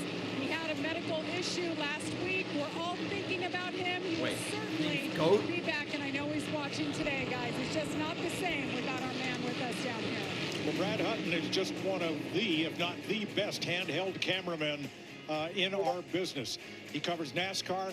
He was on the block with me for 20 years at Barrett-Jackson, carrying that big heavy camera around, painting those cars, showing all the details. He's the best. And Brad, wish you a real quick recovery, minimal sheet time. Hope you're back with us soon. Absolutely. We miss you. 161 laps complete as Denny Hamlin puts A.J. Allmendinger 2 laps down. Allmendinger. Boy, he has been taking no prisoners. Clear, all clear. As we were alluding to, is a lot of cars moving around, guys, starting to navigate around here, and this is why. Look at the difference in the track rubber between when it cleans up over here at the start of it versus what we have now. Gives you fits out there, doesn't it? Yeah, well, it depends on what your car is doing, and if you can keep that car in the rubber and low on the racetrack, that's great, but a lot of guys can't turn in the middle of the corner, so they start to make that radius bigger, and they move up the racetrack looking for some cleaner racetrack, a little bigger radius to be able to get that car to roll the center of the corner, not have to rely on the front tires to cut so much on the bottom of the racetrack. So racetracks become pretty wide and gives you a lot of options to be able to move around like that. Well, you can certainly see from that rooftop right there, you see how you can't get under it anymore when you wrap that curb. You have to be able to go up there, straddle, diamond the corner, do something to navigate around where those right side tires really push that rubber into the racetrack. Can't squeeze underneath of it, got to navigate around it. And your balance in a race car dictates how you do that a lot. 15 to go in the stage. Ryan Blaney caught and ran down his Penske Mustang teammate there, Austin Cindric, in the number 2. But then it's just kind of held station for a while. Over the last 3 races, he's passed a total of 114 cars for position, having to come from the back repeatedly. And as Kevin said, top of the day, you can't do that from the back here. But from the mid-pack to the front, as tough as it is, you can gain some ground. And he's been just adding to that total here today. Well, they've got really fast race cars, and they continue to bring really fast race cars. Ryan is doing a great job, and it's just those big mistakes on pit road that keep them buried in the pack the last 2 weeks. So saw him lose 1 spot on pit road on the first pit stop. So the biggest thing today, just don't have a catastrophic failure. That's the biggest thing. I'm perfectly fine losing 1 spot on pit road based upon how it's gone the last couple of weeks. Now let's just that'd be a blessing. Stop the bleeding. Yeah. Well, he's won 2 of the last 5 here. That's why we're keeping an eye on him. Well, drove right back to the front. Struggled a little bit, drove right back to the front, doing Blaney things. Meanwhile, Denny Hamlin, who started from the pole, and that little stopwatch at the top of our pylon means he has the fastest lap of the race. This is the most laps that Hamlin has ever led in the first 7 races of a season. In 21 years, this year, with over 310 laps led so far, is his best effort. His teammate, Ty Gibbs, is impressing me. We keep saying this and talking about his progression. It just keeps getting better and better. We talked about the strength with the Toyotas, but this kid's doing a great job. I thought when we got into traffic, you'd see Logano and some of that experience behind him run him down, but that's not the case. He's holding suit with his teammate Denny Hamlin just fine. They get him in the lead, you might just see our first win with Ty Gibbs. And I mean, let's not forget the success that this kid had in the O'Reilly series, in the ARCA series, all the things that he did coming up. He's a winner. And, you know, I think that his expectations are to go out there and win. So first thing you got to do to win is be up there in the front and be competitive all the time. You keep yourself in the top 5 like they have the last several races and have the speed in that car, you're going to win some races. But the thing about the Cup Series, and it falls into the Hall of Fame debate that raged on social media and podcasts this week, is that now he's racing against people with more success and more experience than him, and he's really going to have to develop and up his racecraft compared to when he was racing and winning in the lower series. I love that, and that's exactly what I was trying to say a second ago. Is I think he's done that, Mike. I think he is learning. They've minimized mistakes. We know at this level you can't have a mistake, whether it's a driver, pit crew, or whatever else. And this 54 car has handled that perfectly. No more mistakes. There's also nowhere else to learn at this level, right? Like, there is no bigger step that you can take than going from the O'Reilly series to the Cup Series, and there's also no other way to get that competition and those things that you do wrong, other than being right here and in the seat racing against all these other guys. Byron, Coach Blaney Gibbs, got Cindric, who is also Ty's grandfather, overseeing this team that currently runs in first and second, 12th with Christopher Bell. And Chase Briscoe just went a lap down. He is 23rd. We're 4 laps to go in the stage. Josh Berry in 10th in position to pick up that final stage point if things stay as they are. And there is Berry for the Wood brothers, who was on pole for a while here yesterday in qualifying. Didn't hang on to it. Been watching this battle for a while. Blaney, I mean, that's a teammate. Harder to pass teammates here. Can't really use the bumper or anything else, but he worked on his teammate Cindric for at least 10 laps. Finally got him past. Yeah, and just what we talked about earlier, you know, Cindric not able to get back down, and William Byron sneaks to the inside right there to try to take that 5th position away. And each of those positions is a point as we come to the end of the stage. 2 to go. Hold that inside, come on. Yeah. Byron trying to hold tough there, and Kyle Larson has moved up into the points. Into the top 10 here as we're coming to 1 to go in stage 2. Last lap of the stage. And the absolute domination from Denny Hamlin has led all, I think, what, 6 or 8 laps. Final lap in this stage, and it has been all Denny Hamlin for the first 2 stages of this race so far. This one hell of a run of a second attempt for that title. And Denny Hamlin will win stage 2.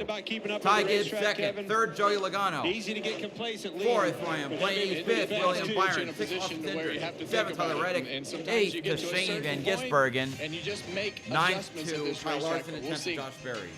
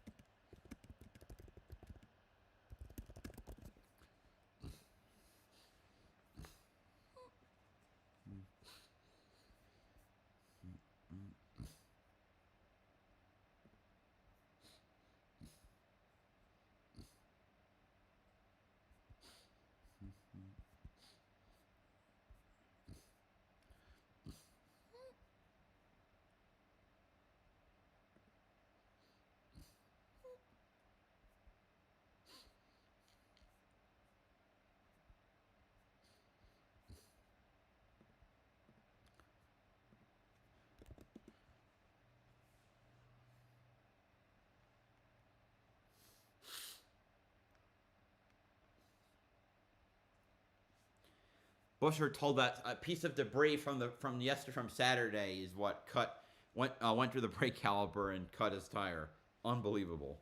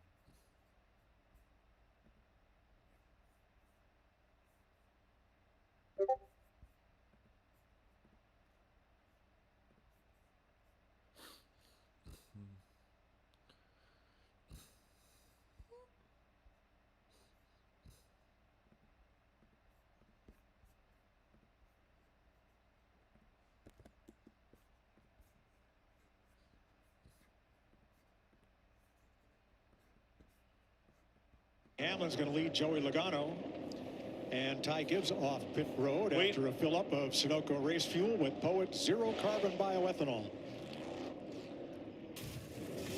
William Byron, Gibbs both had trouble. Denny Hamlin, for the 9th time, has swept the stages. Can you seal the deal? I mean, with how good that car is, absolutely. Well, good and the driver being good, of course.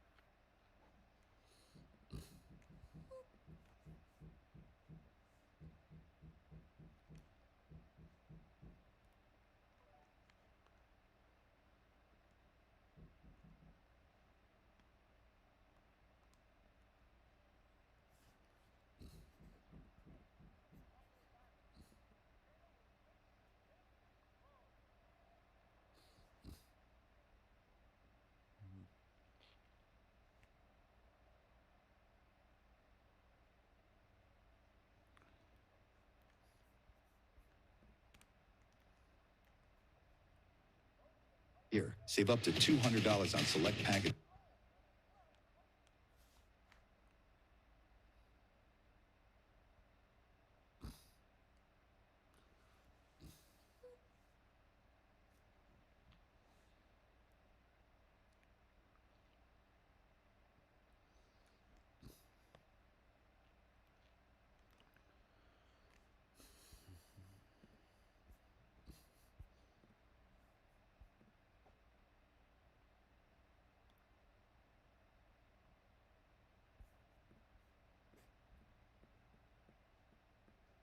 Nominating committee got together and put together a list of the 10 nominees that'll go in front of the Hall of Fame vote that's coming up in May for the 2027 class.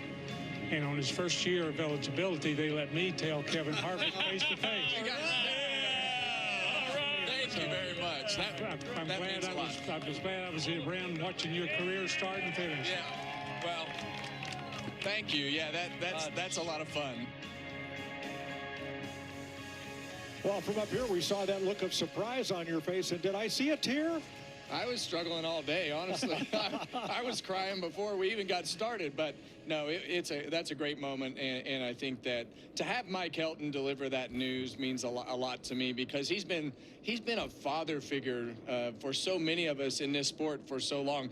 Been such a key element of what made NASCAR what it is today. But to have him deliver that news and you know, have that Hall of Fame nominee out there is pretty cool. Well, my favorite is that he didn't know what to say. He was speechless. I feel like I get set up on our shows more than anywhere else that I go, for sure. So Kevin Harvick, Neil Bonnet, Jeff Burton, Ray Elder, Greg Biffle, Randy LaJoy, Tim Brewer, Ernie Elliott, Randy Dorton, after we end our Fox Partner season at Dover with the All-Star race. My pick would be Kevin today, Harvick. Denny Hamlin, starting from the pole, ballot, has led Phillips. all but 6 laps. He's put on a clinic. He has, and we knew that when he qualified on the pole, had the first pit box, and knowing the success that he's had at this particular racetrack, that he was going to be hard to beat.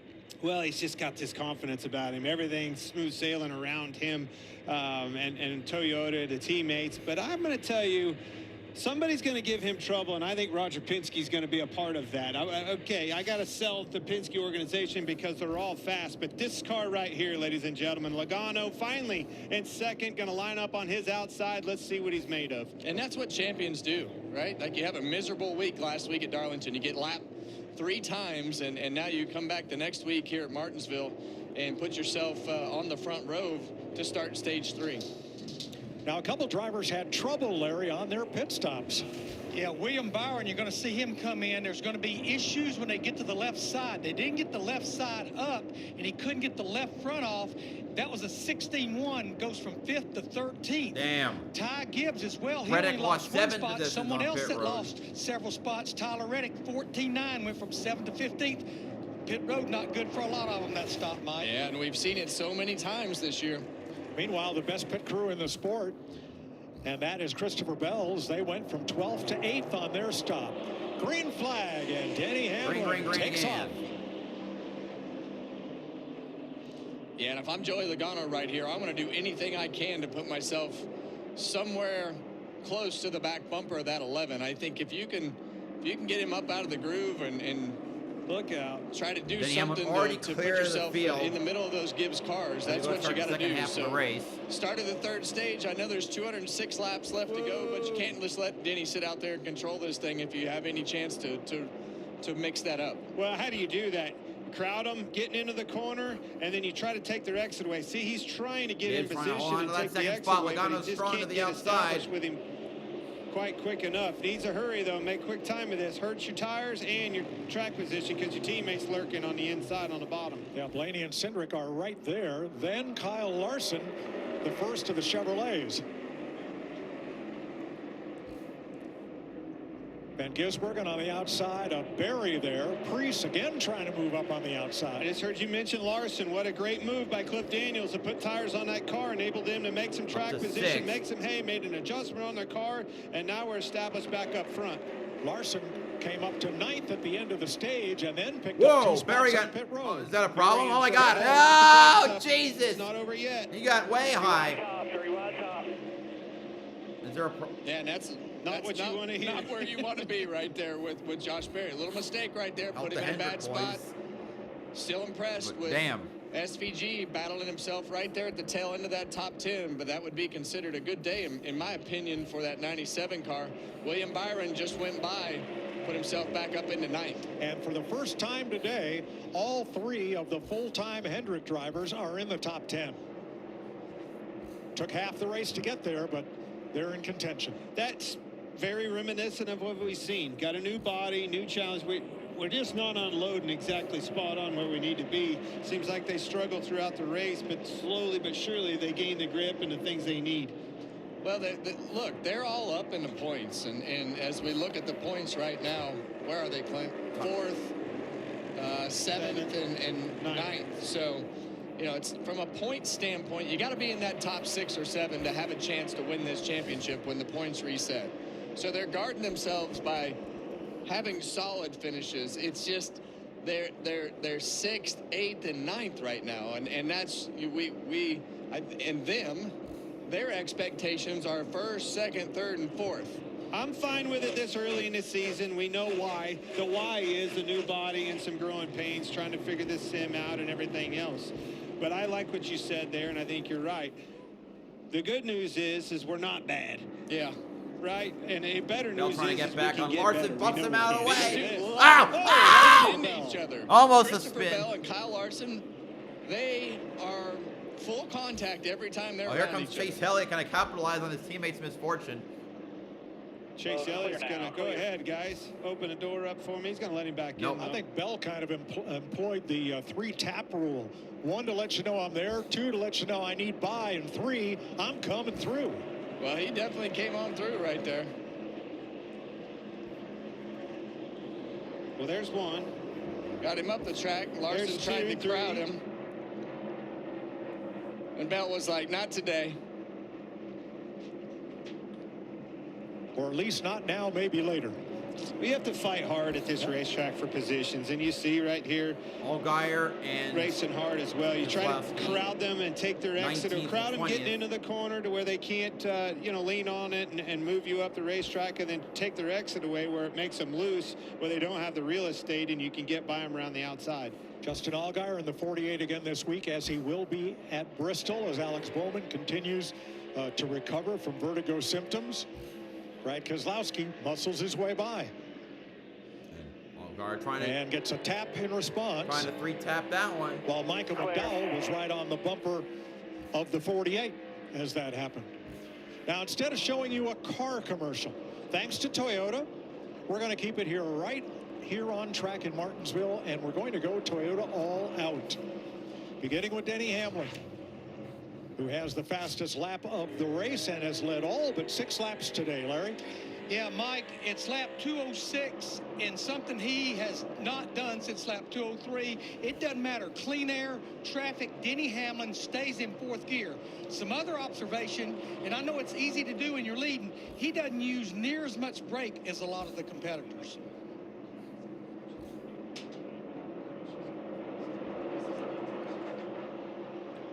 Ty Gibbs in second.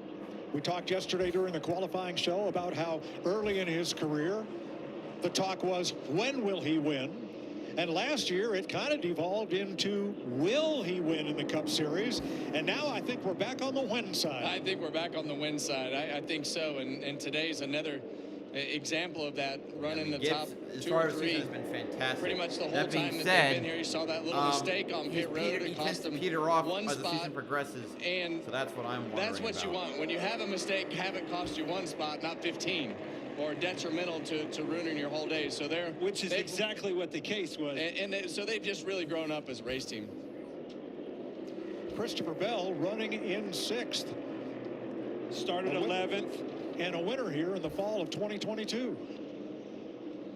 Well, you saw that little battle that Bell had earlier, but right now that good pit stop that brought them out 8th on the racetrack, he's been able to make up a couple spots, put himself in 6th, and as we have 189 laps to go, Bell is positioned towards the front of this field with his teammates that are 1-2. Now, Bubba Wallace was really aggressive early in the race. He started back in 15th position, restarted 11th for stage 3, and is currently running in 11th. Yeah, we heard his frustration on the radio earlier about the guys trying to tell him what he needed to do different, but hasn't resulted in a terrible day, not a great day, but right now he sits 11th, so got a little bit of work to do. Well, let's go back to his teammate Tyler Reddick. Started 8th, falling back, guys, are going the wrong way. We've noted his struggles on the short tracks. We know the emphasis is here, his focus. He wants to be better on short tracks. Still have work to do with the 45 car. Not going the right way. And that was Toyota all out with 215 laps complete. 185 to go. Larry Mack? Yeah, going back to Tyler Reddick, we talked about his pit stop where he basically lost a lot of ground, went from 7th to 15th.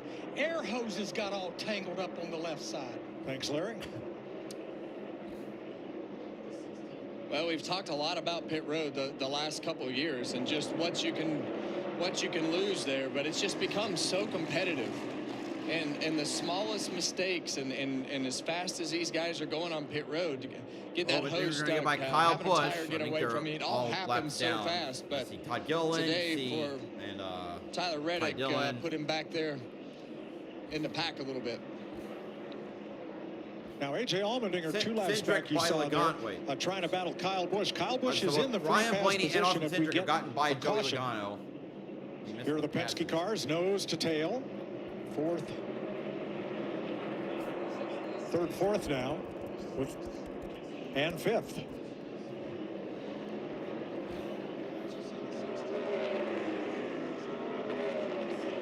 And there's that battle. Kyle Busch and the 34 of Todd Gilliland. That is the race for the free pass position. A nice recovery for Kyle, who ended up at the back of the cars 1 lap down after a tire rolled away. Yeah, that's kind of been the story of every week, as you see the 34 car work to his outside right there. And Kyle, a lot of frustration on the radio. You heard it in his media session yesterday. And right now he's getting ready to get passed for that free pass position. We have to get this car running better for the obvious reasons, but contract here, needing to solidify that driver behind the wheel of the A car again. RCRs, we have work to do with this car. You see Todd Gilliland on the outside, and we had such high hopes for him. He was fast in practice yesterday, then went out and didn't back it up in qualifying. It's just been buried at the back of this field. High side and get by he had Kyle top 10s in both races here last year. Yes. Larry, pretty good chance if this stays green and this race has a real green flag look to it, that we're going to get some green flag stops. Yeah, Mike, you know, the last thing you want to do is make a green flag stop here, because it takes 21 seconds to go from entrance to exit to pit road, plus the pit stop. You will go almost 2 laps down. But if we do stay green, they will probably split it in half, and they'll pit somewhere there about lap, I'd say 290 to 300 if you indeed split it.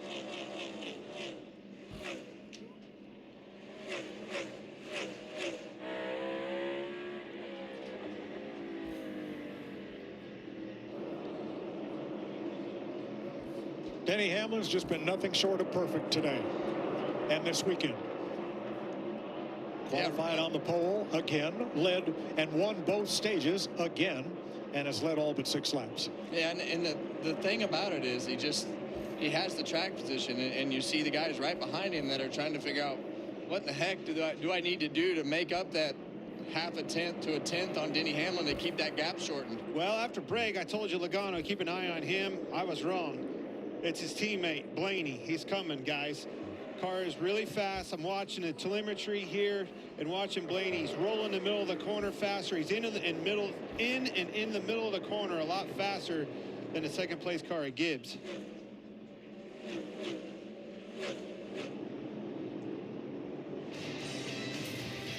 Two Toyotas leading 3 Fords at Martinsville. Denny Hamlin and Ty Gibbs in command. 175 to go. Race you. Race you on dirt, sand, snow. Race you through this, over that, all day, all night. Race you on 4 wheels, 1 wheel. How about no wheels? Race you with the world watching. This guy watching. Race you to the summit. Maybe not that summit. To sub 7. Any event, any terrain, anytime. Race you.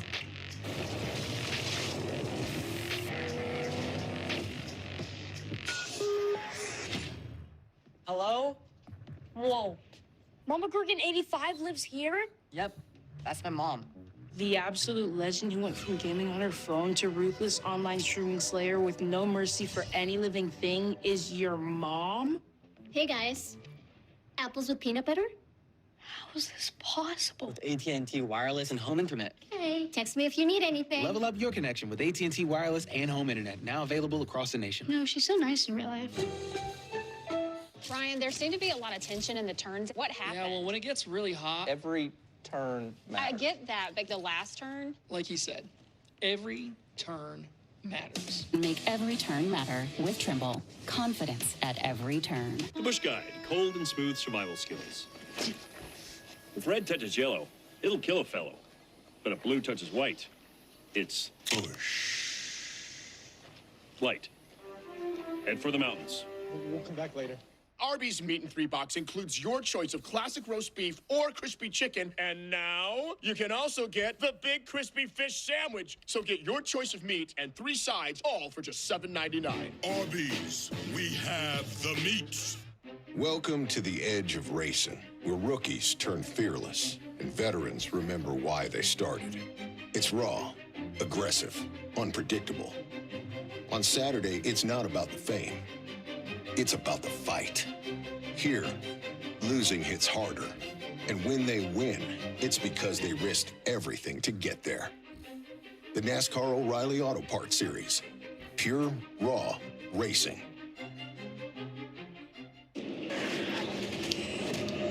The fastest racing on earth rolls to the West Coast as Alex Palou, Joseph Newgarden take it to the streets in the Long Beach Grand Prix. The road to the Indy 500 continues April 19th only on Fox.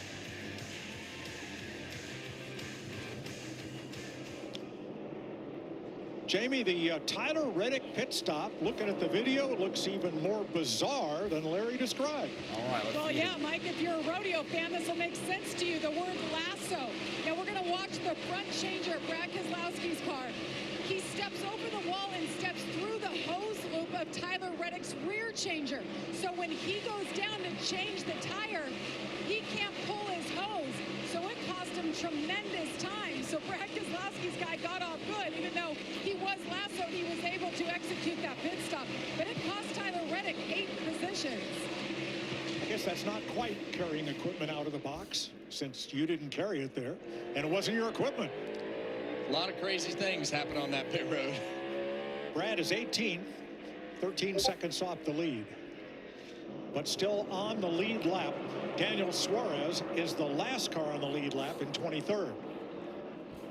See John Hunter Nemechek on pit road. Chris Buescher also made an unscheduled pit stop and is now 2 laps down. Blaney's drawing a bead on Ty Gibbs. He's just about a car length and a half back as they work traffic here. One more, Blaney. One more. That gap had kind of stabilized right there, but now they're going through lap traffic, and that's really when things can change. And that's where I expected him to change for a driver with less experience like Gibbs, but I'm so impressed with how he's handling traffic. Like I mistook like Gibbs absolute for veteran. He's Gibbs. as good as anybody out there in traffic. That car is dangerous fast, 54. Seems we're at the point in the race where nobody has enough grip. Listen into this radio remix.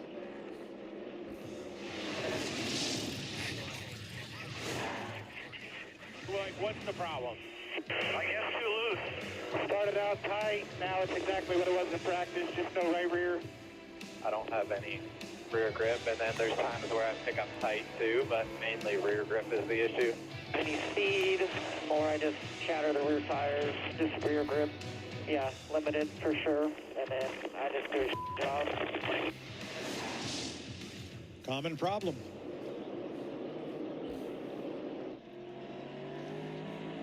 Watching 11th place here, Bubba Wallace and Ryan Preece.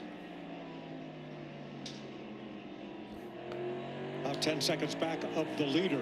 Yeah, I mean, at one point I thought Ryan Preece was going to drive straight to the front. As you see Denny Hamlin on the inside of Kyle Busch right here. That's going to put Busch 2 laps down and leave Todd Gilliland as the only driver 1 lap down and in the free pass position.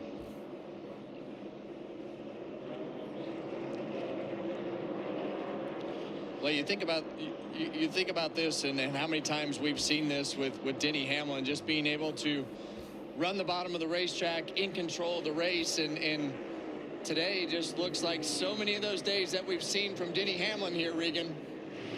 Well, Kevin, that's right. This is probably not the update that the competition wants right now. Of course, that last run, Denny's car got just a little bit too tight towards the end of the run. He didn't love that part of it. They were trying to specifically free up the end of the run, and the update from Denny to crew chief Piscal just a moment ago, we fixed the part of the run I want to. It's turning just a little bit better right now. Wow. Bad luck's the only thing that can outrun that car today.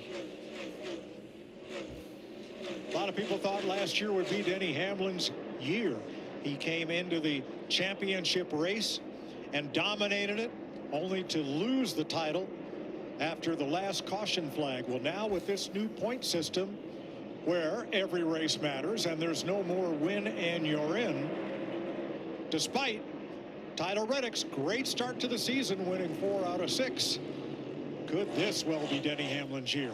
Well, I think any of them could be Denny Hamlin's year because of his experience. I think with the crew chief change, you know, going into last year, we all had a lot of questions about where that would land. I'm not so sure that they're not better than they were before that. You know, after we got done with last year and everything that had transpired. So now you've had a year with the new crew chief, and now you're starting the second year, and you're still seeing those same results. So it's been an amazing year, and however many weeks we've raced up until this point. William Byron, Chase Elliott for 8th place with 153 laps to go. And there will be at least one more pit stop during the 400 laps here at Martinsville.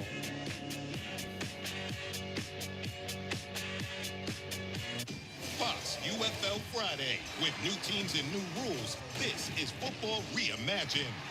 Friday at 8 Eastern on Fox. Some weekends come and go. Others stick with you forever. Stories told loud. Tailgates that never end.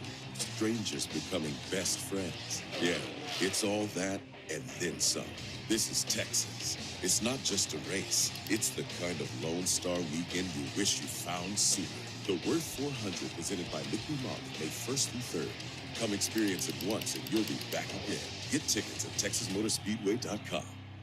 They call us misfits, outsiders, and loners.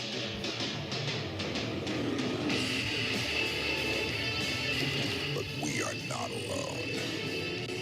We look at a world asleep and wake it up with a roar.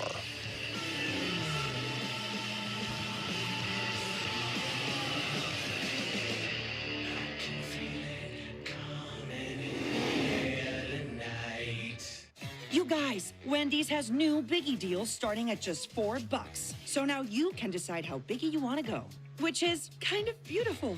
I'm not condensating, you're condensating. More Biggie options so you can get more of what you really want at Wendy's.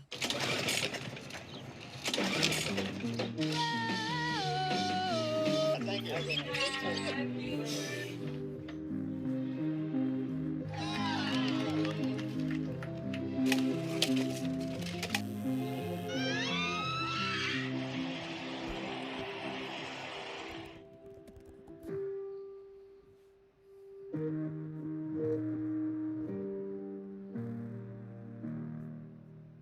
The 3 for me, only at Chili's. Still can't be beat with the big QP, fries, bottomless chips and salsa, and a bottomless drink, all for just $10.99. So if you're McDone with tiny, overpriced burgers, just come to Chili's. This Chili's 3 for me is the best $10.99 you can eat. Welcome back to the Cookout 400 at Martinsville Speedway. 146 laps to go. Here's your aerial coverage brought to you by Goodyear. Legends aren't born, they're proven. 23 cars on the lead lap.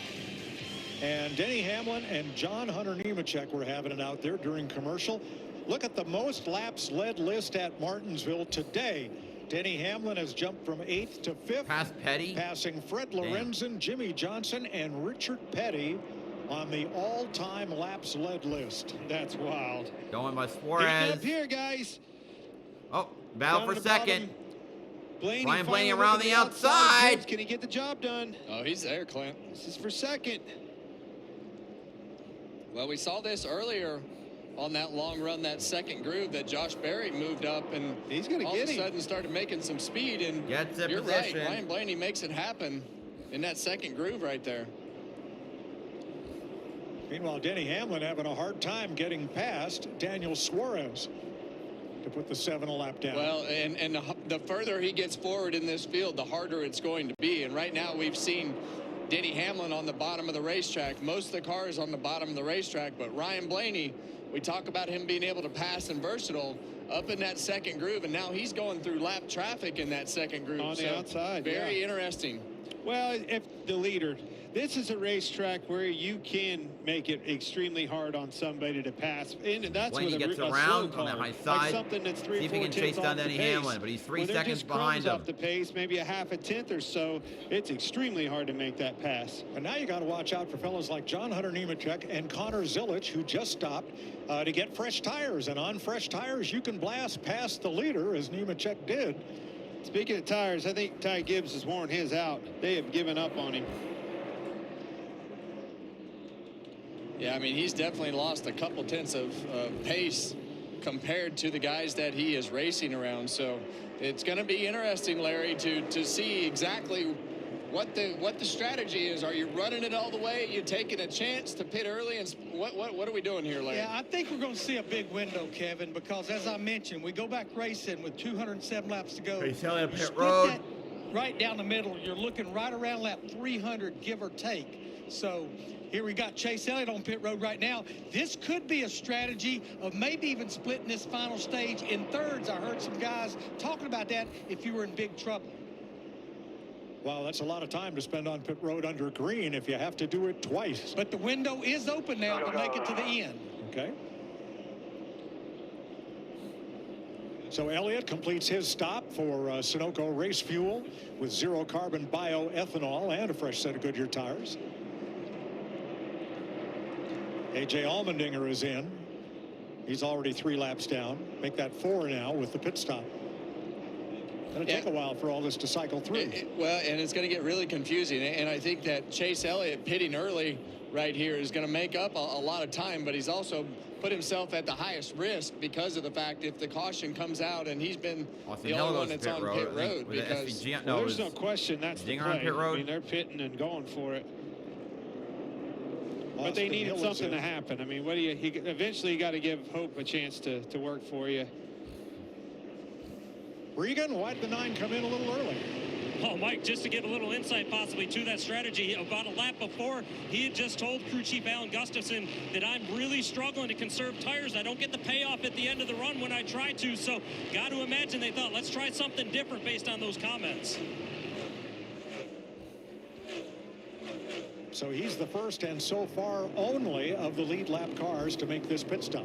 Yeah, and we saw those first couple laps of Chase Elliott really wash up the racetrack. That's something that you have to be careful.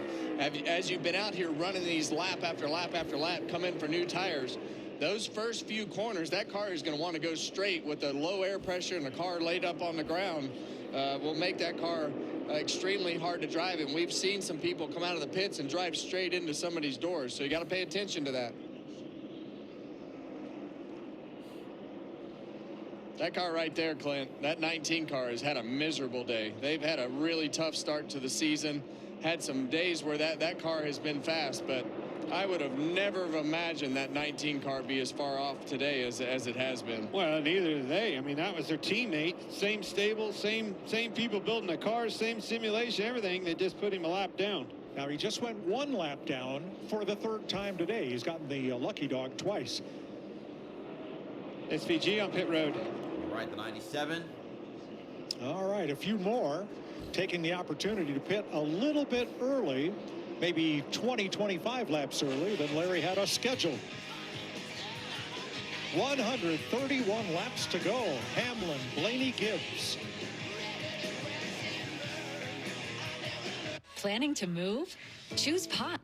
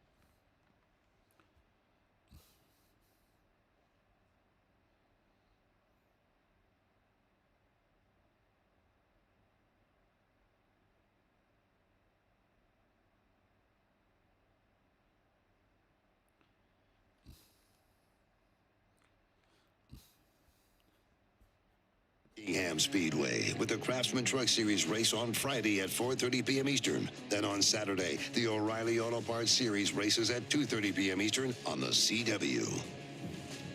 Now, besides Martinsville, Rockingham is the other NASCAR track with a train track right alongside. And if you want to go to Rockingham from Raleigh, you can take the train on Saturday. It'll stop in Cary, it'll stop in Southern Pines, take you right to the racetrack, take you back again after the race. That's pretty cool. Now, Austin Hill, you saw in our side-by-side coverage, he had a loose wheel. He did not lose the wheel. He came and got it replaced. You see it come off there on the front straightaway. The nut, not the wheel. There it is. The center locking nut. Roll off. There it is. And it's rolling down the front straightaway, completes the lap, and over against the wall out of harm's way. So we continue under green with 121 laps to go. Got really lucky that that was able to stay on the right side of the car, got it back to pit road. And for whatever reason, today's race has just had that green flag. It's been a green flag run type of day, as you see Denny Hamlin right there on the outside of Tyler Reddick putting the lap down. Reddick.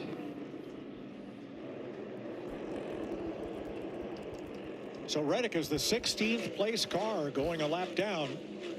Next to be Brad Keselowski as Daniel Suarez pits. Just absolutely destroying the competition.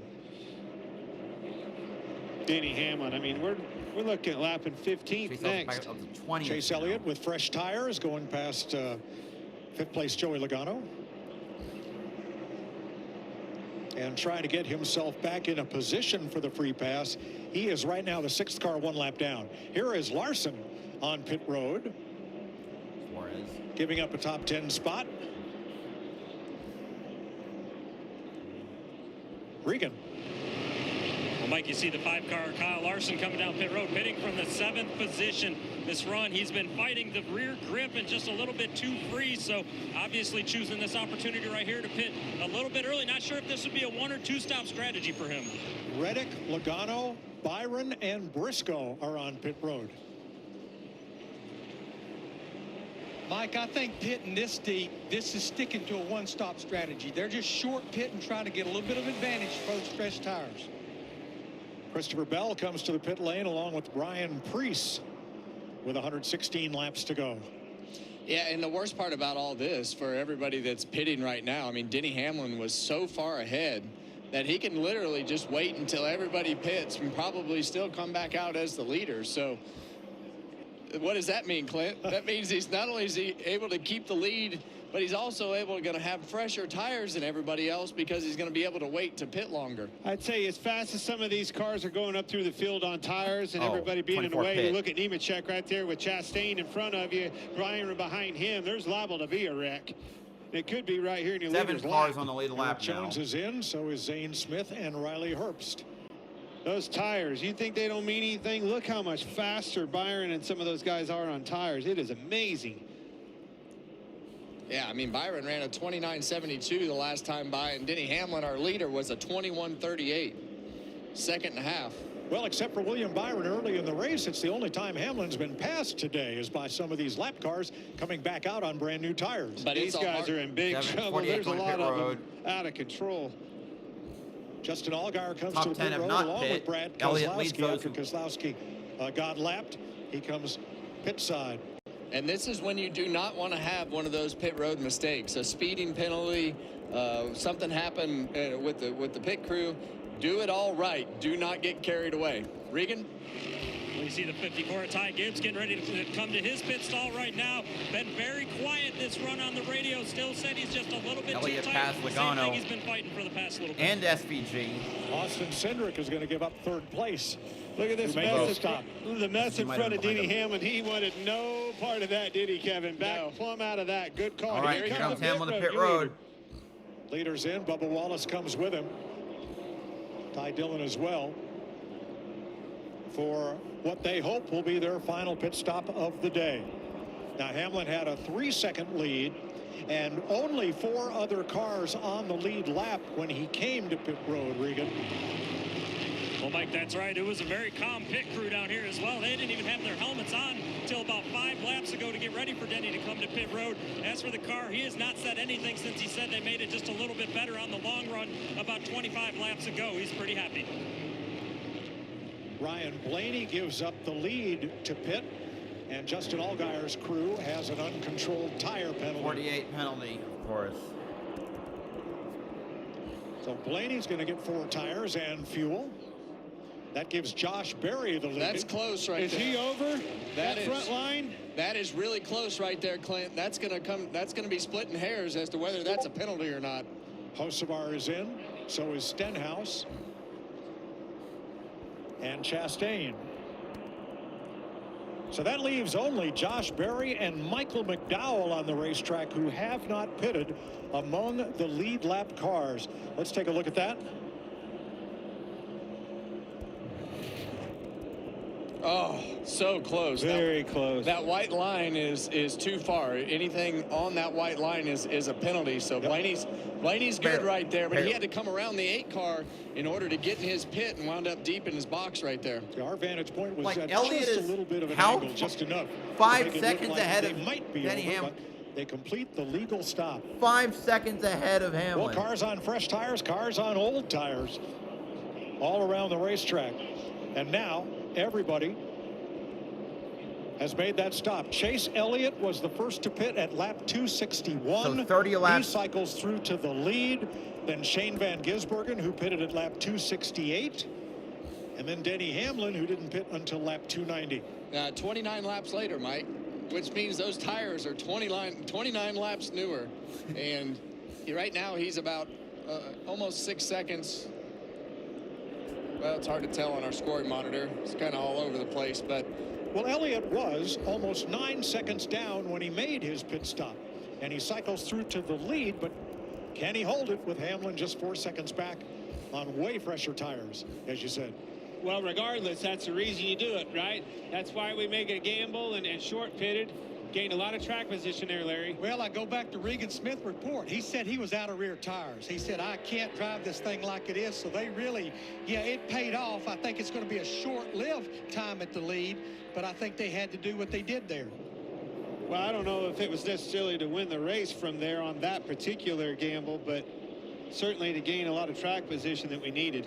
Well, you're giving yourself a chance. If the caution comes out, you're going to have the track position, and I like that gamble. You go 8, 10, 15 laps. I mean, everybody's going to come down on pit road. And now just 13 cars on the lead lap. But Chase Elliott is going to be your leader here for a while, because Hamlin is not just 3.5 seconds back, but there are 8, 9, 10, 11, 12 cars in between Elliott and Hamlin on track. Yeah, and the problem for Chase Elliott right now is all these cars are faster than him because of the new tires. So he's ended up on the outside of this racetrack, and that'll put him in a position where he loses more time. So tough to be the car that is on defense, trying to just get out of the way when everybody else just wants to get past the leader. Oh, slow car front, Ty Dillon. Cole Custer to pit road while Ty Dillon could not get down to pit road after he had a problem in turn 2. Might have cut down a tire after contact. They were 3 wide going into that corner. Yeah, and one of the hard parts when you're in Ty Dillon's position like that is just getting down the racetrack. Well, there he got down. I think he's going to make flat it tire. around. Yeah, right front is down for sure. Oh, a lot of smoke right there. But he will make it to smoke out of it. Big time. Coming to you. Oh, fire. Tire clamp. Brakes look pretty much. And he's got to come almost to the start-finish line to get to his pit stall. Well, no caution that was what I was thinking. That was a lucky one. Boy, they are flying past Chase Elliott because of his being the first to stop for tires. Everybody with fresher tires is now taking advantage to unlap themselves. Yeah, and he's losing 4 or 5 tenths a lap now. Denny Hamlin's got that under 3 seconds up to the 9 car, but still, I love the pit strategy, trying to put yourself in a spot to see if you can get that caution to fall at the right time. It could happen right here. There is a lot of movement on this racetrack all around. Gibbs by Everybody, SVG. different sets of tires. Really differentiates the speed. Fourth place battle here. Ty Gibbs, Shane Van Gisbergen. Now Van Gisbergen's tires are 20 laps older than Gibbs. Great day for that 97. We've been talking about what he needs to do to improve this year, and hearing it from him and everybody else, it has to be on the ovals, and you're seeing that week in and week out right now. So there were 12 cars between Chase Elliott and Denny Hamlin. Now there's only 4. And as they keep passing Elliott, well, now there's only 3. Yeah, it's just a matter of 2 or 3 laps. And well, Elliott's in a dogfight up here trying to fight these guys. I'll look at in front of him. It's a mess. It may pay off for him. He was 9th when he pitted early and started this whole pit cycle. He lost another spot to Christopher Bell. Brad Kay in his 600th start, going underneath Chase to get a lap back. There's the Jaws. Can you hear the Jaws music? Dun dun dun dun dun dun dun. That's the 19th place car with Chastain 20th. And Hamlin's going to be right They're there. Get back on the lead lap there, and here trying comes to peek Hamlin way for the lead. inside, almost free wide. Nope.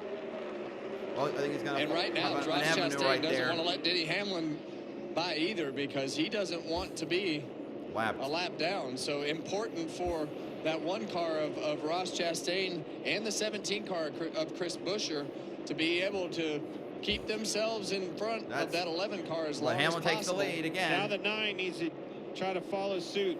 Let the 11 make the hole and you go with him. That's a tall order, but that's what you're trying to do.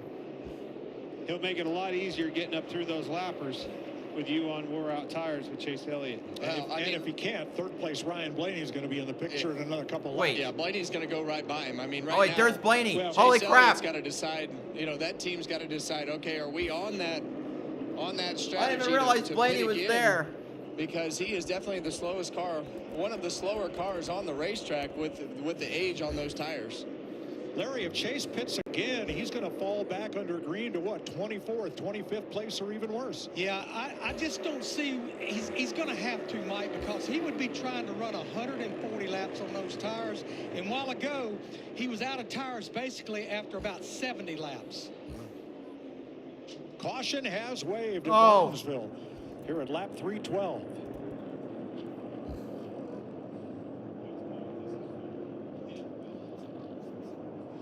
There is a disintegrated brake rotor somewhere out on track. That's so the 10 that we saw. has brought out the caution. When that 10 car, Ty Dillon, was in pit road, I saw that the caliper was way messed up inside the wheel. It didn't Caliper look was on fire. Yeah, it didn't look like it was a rotor in it. Oh, is that all this shit? No, that's all right. So who wins the free pass lottery? I believe it will be Daniel Suarez, according to scoring, who was in the position to get the free pass. Well, he gets the free pass. The winner in that whole exchange is Chase Elliott. Yes, sir. Exactly what they wanted. So, Larry, we're under caution with 88 to go. We know Chase Elliott will likely come in for tires. Who else? Yeah, and Kevin, after 2.5 years, has brainwashed me. I'm bringing in pit road and get 4 tires, but I can almost guarantee somebody's going to try something here. We may see somebody try right sides only. Follow the leader, you're going to follow the leader all day long. We still got a long way to go, though. Somebody's going to try something here. Well, this is when these races start to get crazy. You get guys that try that strategy that already have a slow car and put 2 tires on, and the restarts get stacked up. They all know that they got to push and shove harder than they have all day. And that's when we start to see those cars get tore up. And you have a leader that's setting a pace like this. You know there's only one way around him, and to do something different. You're not going to pass him on the racetrack because of speed. You want the over-under on what the 11's going to do? 4 tires.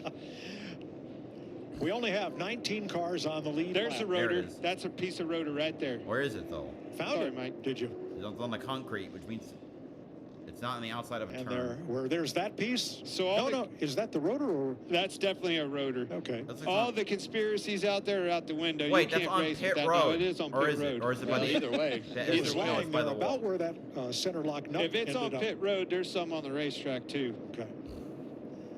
19 lead lap cars plus Daniel Suarez, the free pass car. And it includes all of the Gibbs cars all of the Penske cars. There's your pit crew rankings so far this season. Christopher Bell first. He will come in 5th. Last stop, he gained a whole bunch. Don't even look at the Ryan Blaney line. Why'd you circle that? Well, because it stands out very, very not in a good way. They've done good today. They've minimized the damage today, and that's what great teams do. They put those bad days behind them. There's a reason that they didn't change that team, because they think that those guys can get the job done. So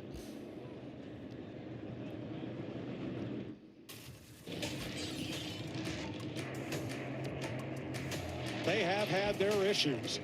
Having to stop in their teammate's pit to get a center lock nut tightened more than once. 3 times. Having to come from the back, and coming into this race, Blaney has passed 114 cars this year, and 75 of those were spots lost by those way too long 4 tire pit stop stops. rank dead last. That's Fucking incredible hell. to be able to overcome that as a team. I want to go back to what you said, though, Kevin. Didn't make that change, which in its own is a huge confidence booster for that team. If you're going over the wall, you're worried about it, right? We've made some massive mistakes. They know that. They're professionals. That's what they do for a living, right? This isn't a hobby for those guys. So you're nervous about it. You go on the carpet and listen to the boss, and the captain says, we're going to keep you where you are, but let's fix this. That's a huge confidence booster. And all these big teams have pit stop departments, right? And they have coaches and bosses and people that make those decisions. So we'll see what happens here. Pit road's open. 19 lead lap cars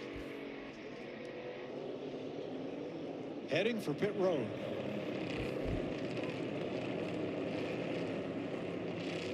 Thirteen of them have come to the pit lane so far. Jamie. Joey Logano pits from 6th. He said he's pretty good turning now. It's gotten a lot better, a little tight and dirty air. Wants some wedge out for the restart. Meanwhile, the 20 of Christopher Bell said he's turning better on both ends. Just wants a little bit of help on throttle. The call is Mike Helton for the code word. Regan. Chase Elliott liked where the balance was that run, especially since he was pushing hard the entire run. And then the 11 car at Denny Hamlin said he got a little bit tight after the stop, but because it was green flag and traffic, he doesn't want any changes for this next run. Chase Elliott and Ty Gibbs battled back and forth. They come out behind Hamlin. 18 of the 19 lead lap cars stopped. Ross Chastain was the one who did not. Noted. Ross stayed out. They'll tell you who you are. What you can't do. Where you don't belong.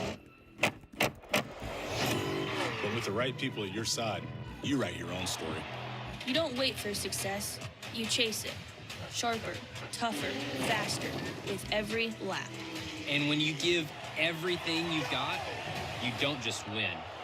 You inspire what comes next.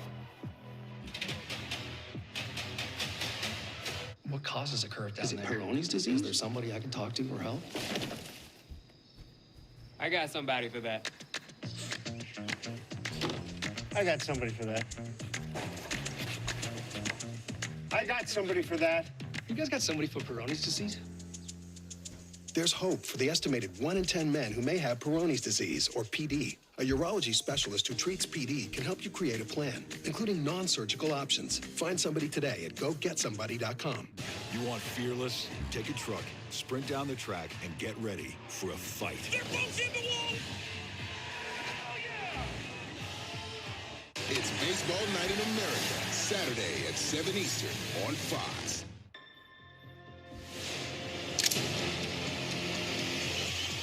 No one could know. TV smash hit Memory of a Killer is all new Mondays on Fox. Fox UFL Friday. With new teams and new rules, this is Football Reimagined. Friday at 8 Eastern on Fox.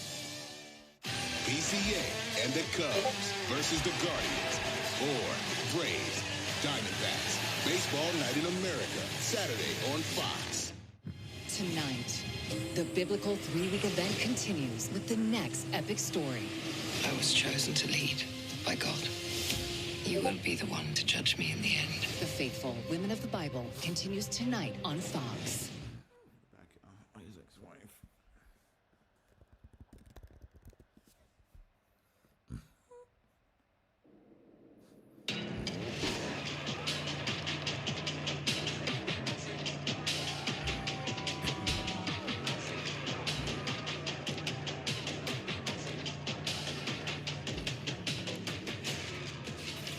They call Martinsville a half mile of mayhem. There's a look at it from our aerial coverage.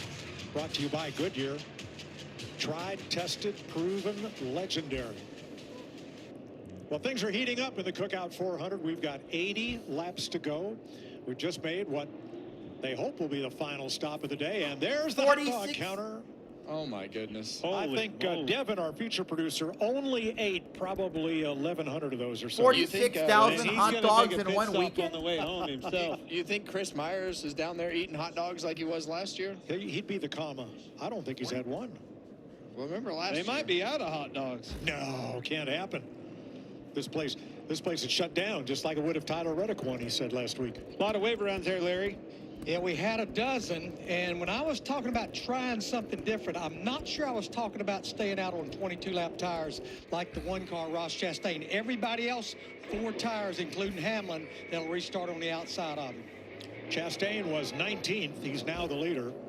12 waiver rounds, which include Michael McDowell and Eric Jones, back on the lead lap. So we will restart with 22 lead lap cars. This is definitely a lookout situation.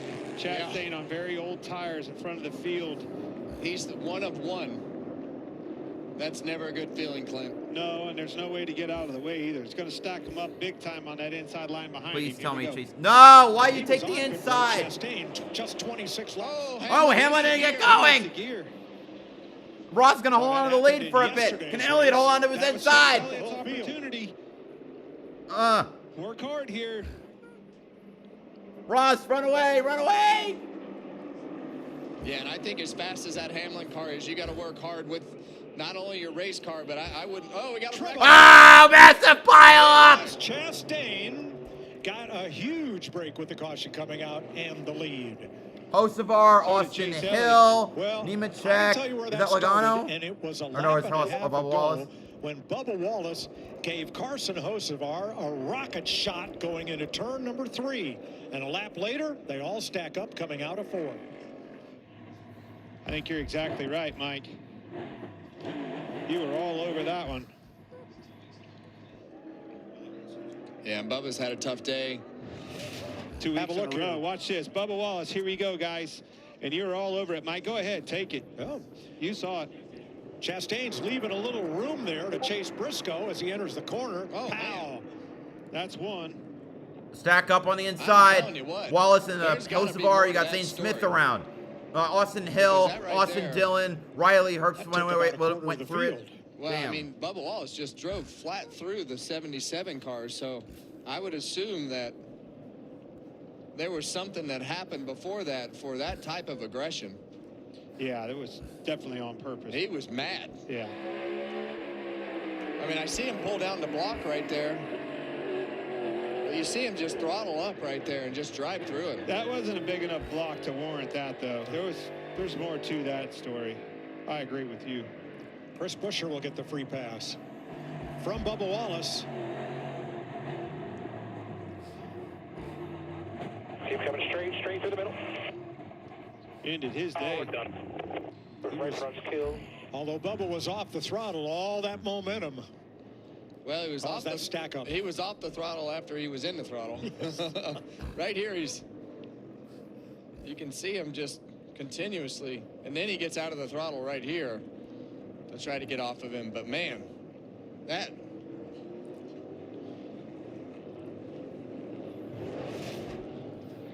All right, what did the Hurricane have to say about that? Just tried to not run over him. How's your wheel? My wheel's fine. I got destroyed.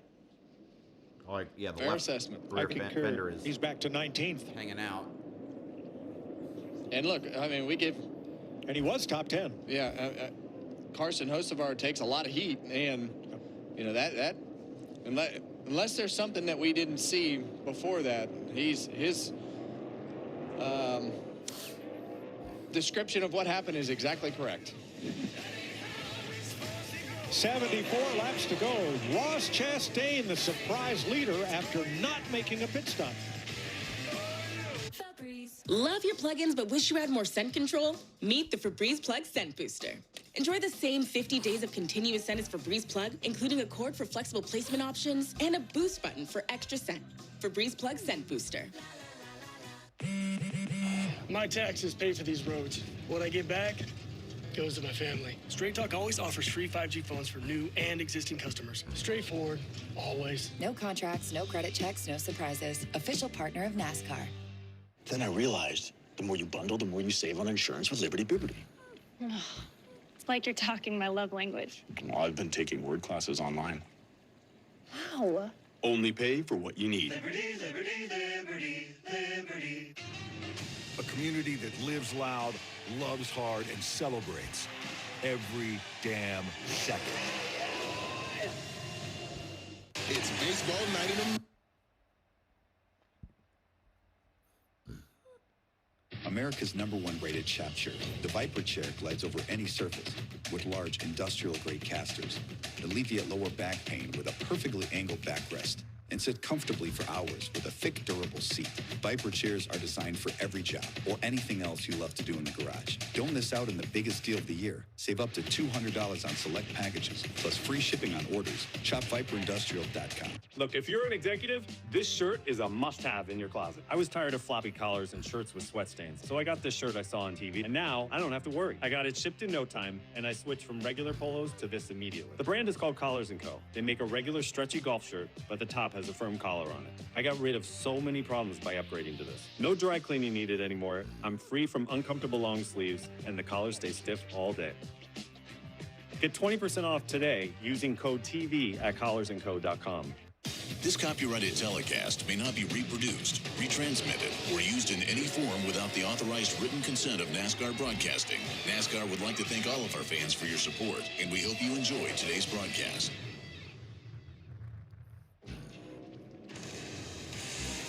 Kyle Larson and Christopher Bell won last year's Bristol races. In 2 weeks, NASCAR race day, 2 p.m. Eastern on FS1. The Cup race at 3. Join us on FS1 at the last great half-mile Coliseum, Bristol, Tennessee. Look at everybody who is deemed to be involved in that pileup coming off turn number 4. 12 cars. One of those, Chris Buescher, gets the free pass. And at least one of them is out of the race. That is Bubba Wallace. That's 2 weeks in a row for Bubba. And we went from second, where we are currently 9th in points, might get knocked out of the top 10. Hocevar's lost his dente off the left side there. Yeah. You know, that's it. I like what we see. See that inner fender? That's something you don't get a chance to see with these bodies much anymore, is how they're constructed. That's a wheel well, Clint. You don't call that an inner fender? No, I don't. Well, in the Midwest, we call them inner fenders. Hold the phone. Here's some more Hocevar radio. 4. That's frustrating. Sorry. I mean, you caught him sleeping. He left it open. Then he just ran over. He lost his mind. It's okay. We'll focus back on the mission.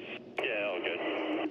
Yeah, and what he's talking about right there is the 77 car put 23 and one of the other cars 3 wide on the restart. But, man, after we went back and looked at it during the break, there was nothing that warranted getting run over like that. He will restart inside the 10th row. Chastain and Elliott up on the front row. Hamlin and Blaney in row 2 with 70 to go. Here we go again. Good push from Blaney on that outside. Elliott trying to make quick work of Chastain on them old tires. This could be the opportunity he's looking for. Come on, get a good run. Come on. Oh, Blaney got ahead of Hamlin for 3rd. And that's what you want. You want to put Denny Oh, Hamlin as far Ross back a little as slow in the possible. turn. Scenarios just haven't worked come on. his way. Go, NASCAR Elliott. got the lead with the caution. Now you got the one car in front of that 11. Come on, him come in. on. So Blaney and Elliott, like you said, Clint, need to take advantage of this situation and try to put him back to 3rd. Well, that's going to take a little give on the part of one or the other. Come on. Come on. Come on. Here's the 9. Yeah. Going off into the corner. New leader, the 9, I think. Oh, he's not clear. Come on on. the bottom. Came back after him. Got him. Elliott, though, Okay. had to drive off to cement the lead. That puts Hamlin 3rd and Blaney on the outside. Gosh, I think Mike Gibbs also going to. Oh, Blaney at the wall. Blaney in the wall. Pretty hard. Oh.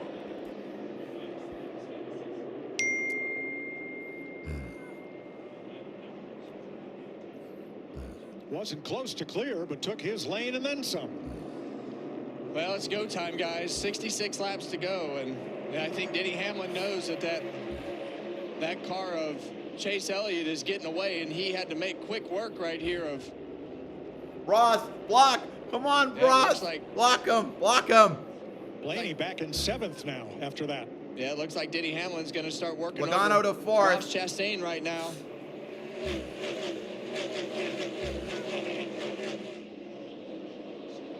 Oh, Denny trying to knock Ross out of the way. Guys. Ross not cooperating. Right oh, there he the goes. one car of Lets Ross him by. Chastain after we just saw that contact with the 12 car. So you know on days like this, when you have a car like Denny Hamlin has and you lose control of the race with 60 laps to go, you don't get many opportunities to have race cars like he's got today. And he knows that. He knows that. And that was a good defensive move by Chastain. Why try to fight the car you know is the fastest car here?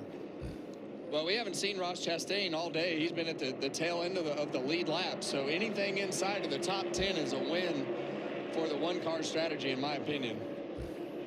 Just remember, he was 19th when he stayed out. Blaney continuing to fall back. There go all my fantasy points. Zane Smith has taken his Ford to the garage area, joining Bubba Wallace, Riley Herbst, and Ty Dillon.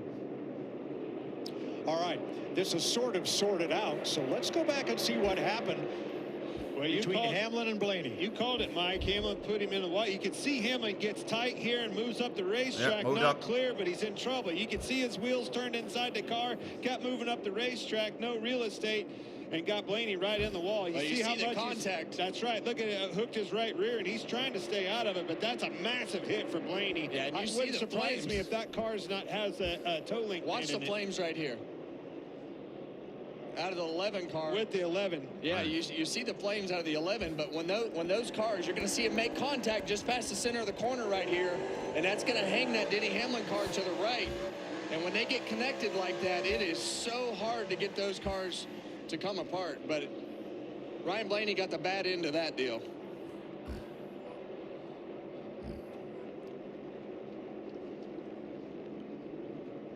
Hamlin, though, right now is not closing on Chase Elliott. Last few laps have been within half a tenth either way. Larry? Yeah, Mike, we've only had 5 cautions and we're 342 that lap was really laps good, into actually. this race. When you look at the 8 races at Martinsville with the Gen 7 for the last 4 years, the average caution is about 57 laps to go.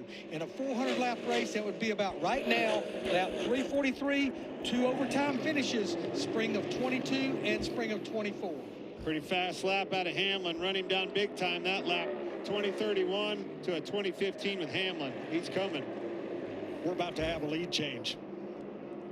Not sure it'll be the last one of the day, but Chase Elliott, maybe he was told to pick up the pace. Again, Hamlin a 10th quicker. Logano gunning for 3rd against Chastain. Gibbs is right there. Actually, Elliott answered the call that last lap, 20 to a 27 on Hamlin. Woke him up a little bit. 55 laps to go. On the half mile of mayhem, Chase Elliott trying to hold off Denny Hamlin. Chevy trucks are as capable and dependable as the Chevy people who drive them. You probably know one. Your sister. Your buddy. The ones who always show up. They all have that little extra something. And maybe you got it too. It's Chevy Truck Month. Just announced. Get $8,360 total value on this 2026 Chevy Silverado. Plus, Costco executive members can get a $12.50 members-only incentive.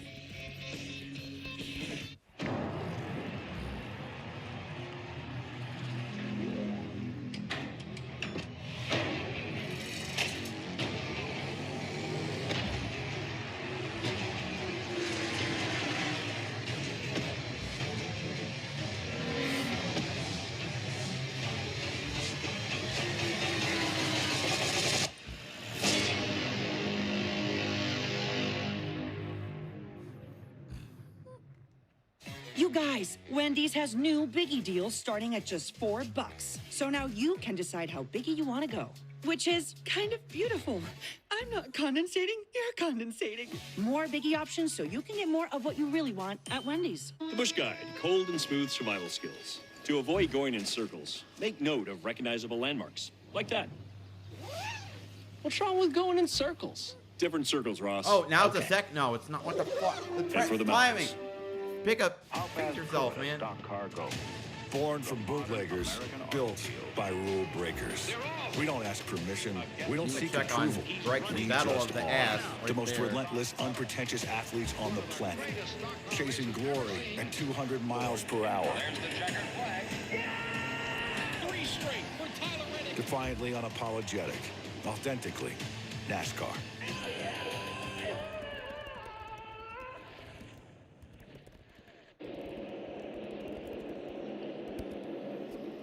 Chase Elliott, Denny Hamlin. When we went to break, they were 0.4 of a second apart. Now they are 0.7 of a second apart. Let's check with Jamie. Well, Bubba Wallace has been checked and released involved in that incident with Carson Osavar. What exactly happened between you and the 77? Yeah, I misjudged. I didn't appreciate the 3 wide and a 1, fine. And I misjudged the center of the corner and didn't mean to turn it. What a frustrating day, man. With so much expectation coming here, favorite track, Hardy's on the car, and just wasn't the day we wanted. We really have to figure out what it is in this place. We can win Saturday in practice. We just don't show up on Sunday. So I hate it for our team. But it's frustration. So take a week off and reset and go on to Bristol. Thanks, Bubba. Thanks, Jamie. Bubba Wallace, one of 4 cars out of the race. Zane Smith, Riley Herbst, and Ty Dillon are the others. 46 to go, Larry. Well, one thing that's not changed, I've mentioned it about half dozen times, Denny Hamlin has not shifted. About 5 laps ago, Chase Elliott was shifted. Alan Gustafson, his crew chief, told him Hamlin's not shifting. Guess what? Now Chase Elliott's not shifting. I tell you what's happened here. Look at here. We are starting to gap the 11 car. I saw the 11 car slip the last lap out of 4, and I was like, what was that? Slipped up a little bit. Chase Elliott's driving back off from him, 49 to a 58 on Hamlin. First run of the day where Hamlin is not the fastest car on the racetrack. Well, and think about the first run of the day. When you go back to, we were talking about Chase Elliott. He lost a few spots on that first run of the day, and they spent the time to come in and work on their car a little bit on one of those pit stops and got themselves some good adjustments, got themselves back in the game, made a great pit call to put themselves second on that restart. And now they caught the caution at the right time, got the track position with the timely caution being in front of Denny Hamlin on a restart, and they've taken full advantage of that. And they've obviously made their cars better. And you heard Hamlin talk about this before the race, about having to make your car better as the race goes on. All right, what's up with Denny Hamlin? Here's his radio. Got something going on with the rear of my car under braking. Something in the rear under brake. No. Rear brakes. Any mess with bias or anything there?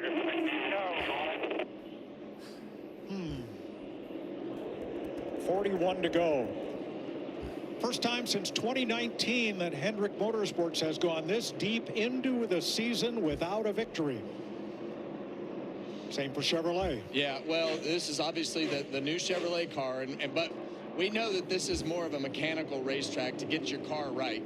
And Hendrick Motorsports has been absolutely one of the teams, one of the couple, 2 or 3 teams to beat at Martinsville here. So Chase Elliott, one of his best racetracks. We saw it yesterday in practice, Clint. His car was really good on that has practice performed run. well here, but he has not Here won they at are. Martinsville since Well, 2020. Hamlin, whatever it when was, he clutched his way into the Champ wrangled it 4. back up because we're matching lap times again. You can see right there the gap's back under a second. So if he made an adjustment with his brake bias or whatever the case may be, I don't timing think and he's scoring quite is out of this completely yet. unreliable. He's definitely having trouble. And these cars, the It's brakes on these 1.2. cars are weird. You'll go into the corner sometimes and the brake pedal will go down, and then the next lap you'll go into the corner and the brake pedal will be fine. So that was one of the hardest things to get used to with this car, was just the inconsistency of how the brake pedal felt. And I think that might be what Denny Hamlin was experiencing there. He did hit that 12 with the right rear. I don't know if that had anything to do with it, just stating some things to throw out there. But the difference maker, as we know, Martinsville is going to be what's ahead of this 9 car right here, and that's lap traffic. Well, coming in here, Hendrick Motorsports coming into one of, if not their most successful What are they, like racetrack. 31 wins here or something? Look at the first 6 races this year. 4 DNFs, no victories. 30. All those laps led at Martinsville. No other team has done that at any track. Winning half and then some of the last 11 races and coming in here without a victory. But 3 times in the past, Hendrick Motorsports got their first win of the season at Martinsville. 1984, Jeff Bodine, when this race was held on the last weekend of April. 2003, Jeff Gordon. 2009, Jimmy Johnson. Well, we know they're going to get it figured out eventually with everything that they have going on. And it's not like they've been bad. We covered that earlier. I mean, they're still, you know, right now they'd be 4th, 5th, and they're good. 8th in the points. They're That's good. right. But They're used to being great. Their expectations are to be great. And still one of my favorite lines that I've ever heard, and it was in one of those documentaries, and it was Rick, Linda, and I think it was Jeff Gordon, and they talked about the 2 or 3 cars that they had in the chase, and I think Jeff said, "What do you think?" And Linda said, "Well, I expect all 4 to be in there." All right. I'm thinking to myself, I was like, well, I thought Rick was the competitive one, but no, I think that she might be more competitive than him. Well, Joe Gibbs Racing right now with all 4 of their cars in the top 13. Chase Briscoe has been on and off of the lead lap 3 times today, but now he's up in the 13th spot. There's Ty Gibbs in 4th, Hamlin 2nd, and Christopher Bell has risen to 6th. Great pit stops have helped Bell, That's but also right. he's driven up there. Yeah, and he's raced a little rougher than I'm typically used to seeing him race, but they've done a great job for him on pit road. He's been able to take advantage of it on the racetrack. Well, look at the front bumper of that car. It's he's driving a Camry. I think he knocked the Y off of it getting into somebody. A Camry.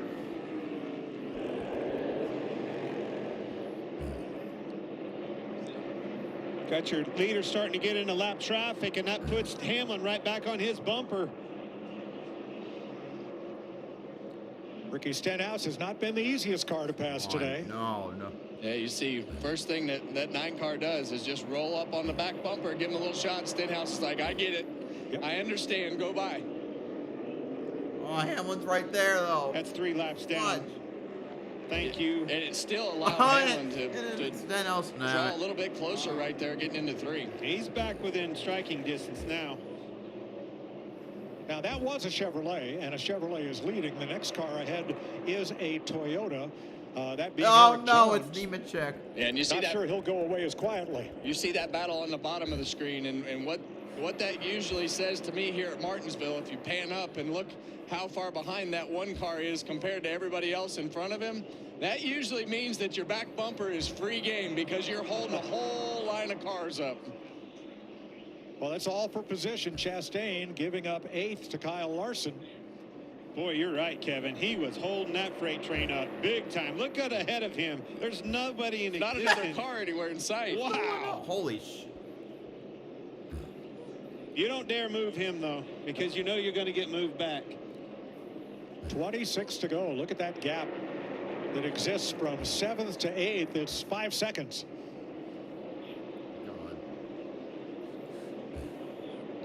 That's not right.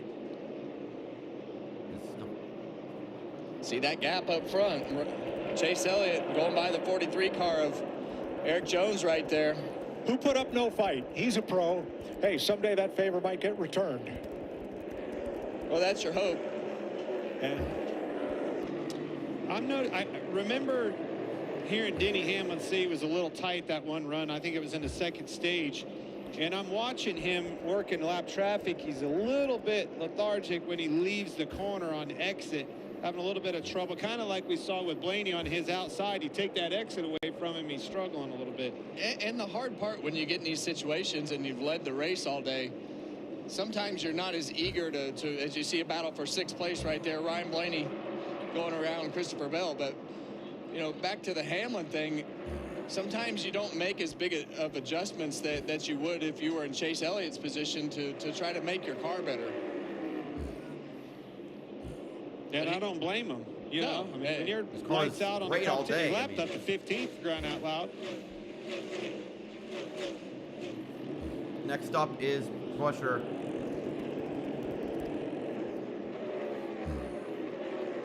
Well, we're getting down to the nitty-gritty here. Coming to 20 laps to go this time, and you see Chase Briscoe right there on the outside of Ryan Preece. They've actually made something out of their day. He's 14th right now, but definitely not the expectations that 19 car lives up to. And Ryan Preece right there, see Brad Kay behind Briscoe, but Preece at one point, I thought he was going to run well inside of the top 10, but sits there in 13th. I did too, and remember, all 3 RFK cars came into this race having finished top 10 in every race so far this year. They got a little work to do for 2 of them to hold up that honor today. Still there. You'll see him even. This is a grind today. Not many cautions, a lot of green flag racing.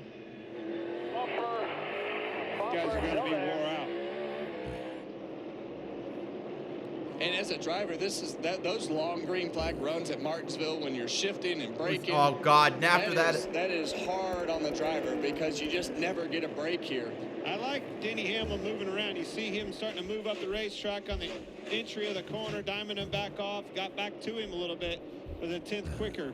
Now Chris Buescher is the 19th place car going a lap down here. He's searching around, Kevin. Always has.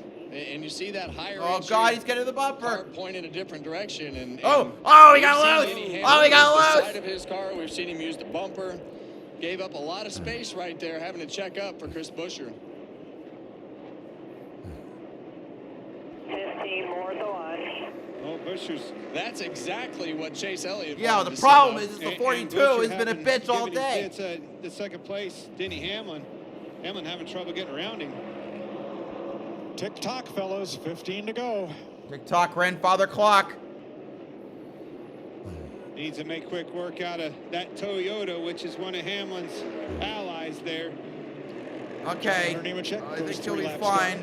Well, it Got hasn't him. been very easy for Denny Hamlin to pass that 42 car today, so we'll see if he can make quicker work of him this time. Who's next? Gregson.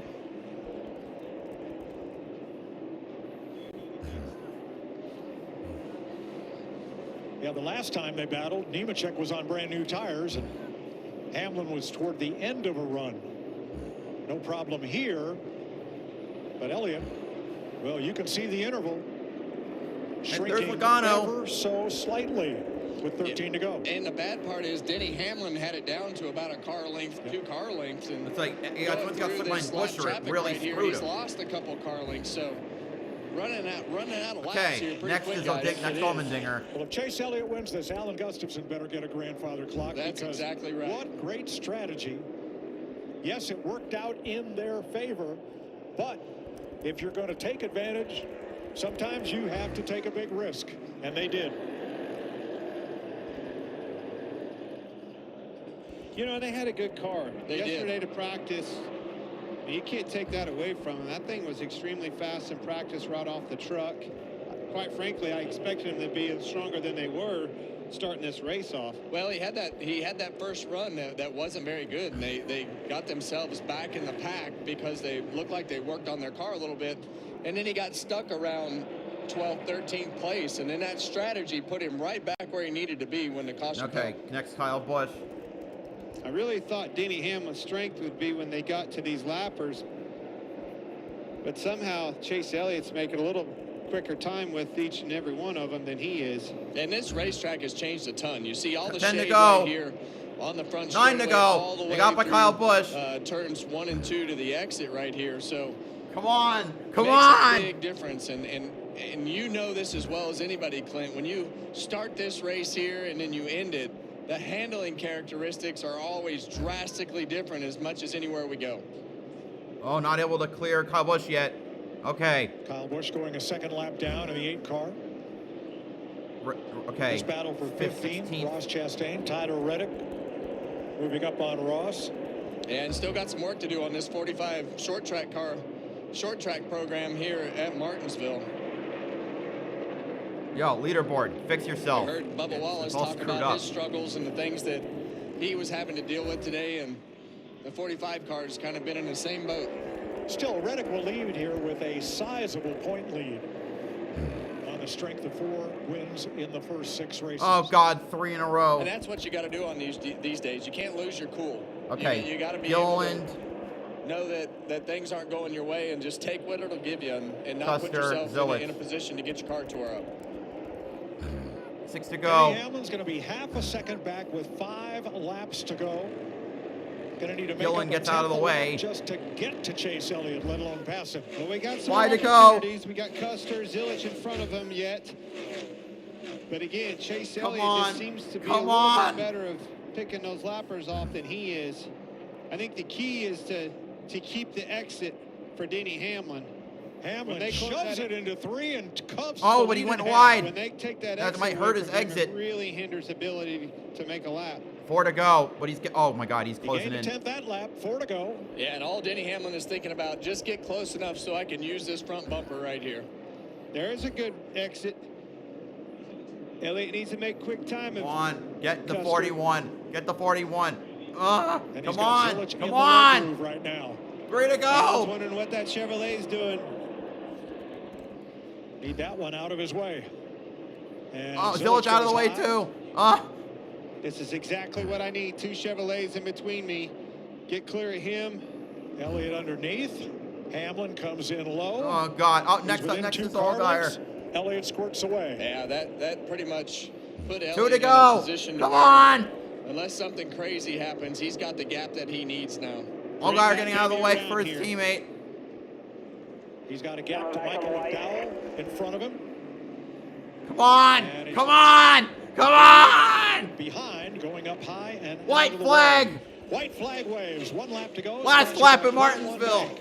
Hendricks won And here as the they do last every year, 6 Hendrick Motorsports years. finds a way At to least put once. themselves in a position And to here win. he comes. Elliott Today comes it down was the back Alan stretch. Gustafson He's with going to that tie pit stop. Terry That'd be Labonte for 31 wins heartbreaker, with 292 22 laps off led the by final Denny corner. Chase Off Elliott turn 4. wins the Chase Cookout Elliott 400 gets at his second Martinsville. career win. Woo! 22nd career win, rather. Winning Martinsville. The Alan 31st Gustafson and Rick Hendrick and Chevrolet. for the 31st win breaking for a Hendrick at 6-race Martinsville. drought to start the season. Well, the best way to put the end to all that conversation, And the first win for Chevrolet is to be in able the to put Big your cars back 26. in victory lane. Ah. Story's over. Boy, went for it, made a gamble, paid off.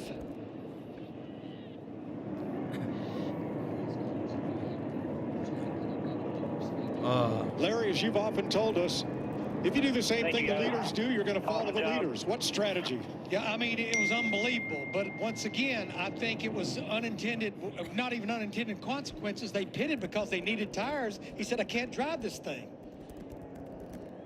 Second win at Martinsville for Chase Elliott. 22nd career win. He last won at Kansas in September. Second career Cup short track win. On lap 261 of 400, they short pitted from 9th place. And a debris caution for a brake rotor at lap 312 allowed him to pit from 2nd, along with the other lead lap cars, and get back on the same tire strategy as the rest of the leaders. Hendrick Motorsports 31 Cup wins at Martinsville, the most by any Cup team at one racetrack. NASCAR's most popular driver. And you can hear the crowd has roar. just scored a popular win.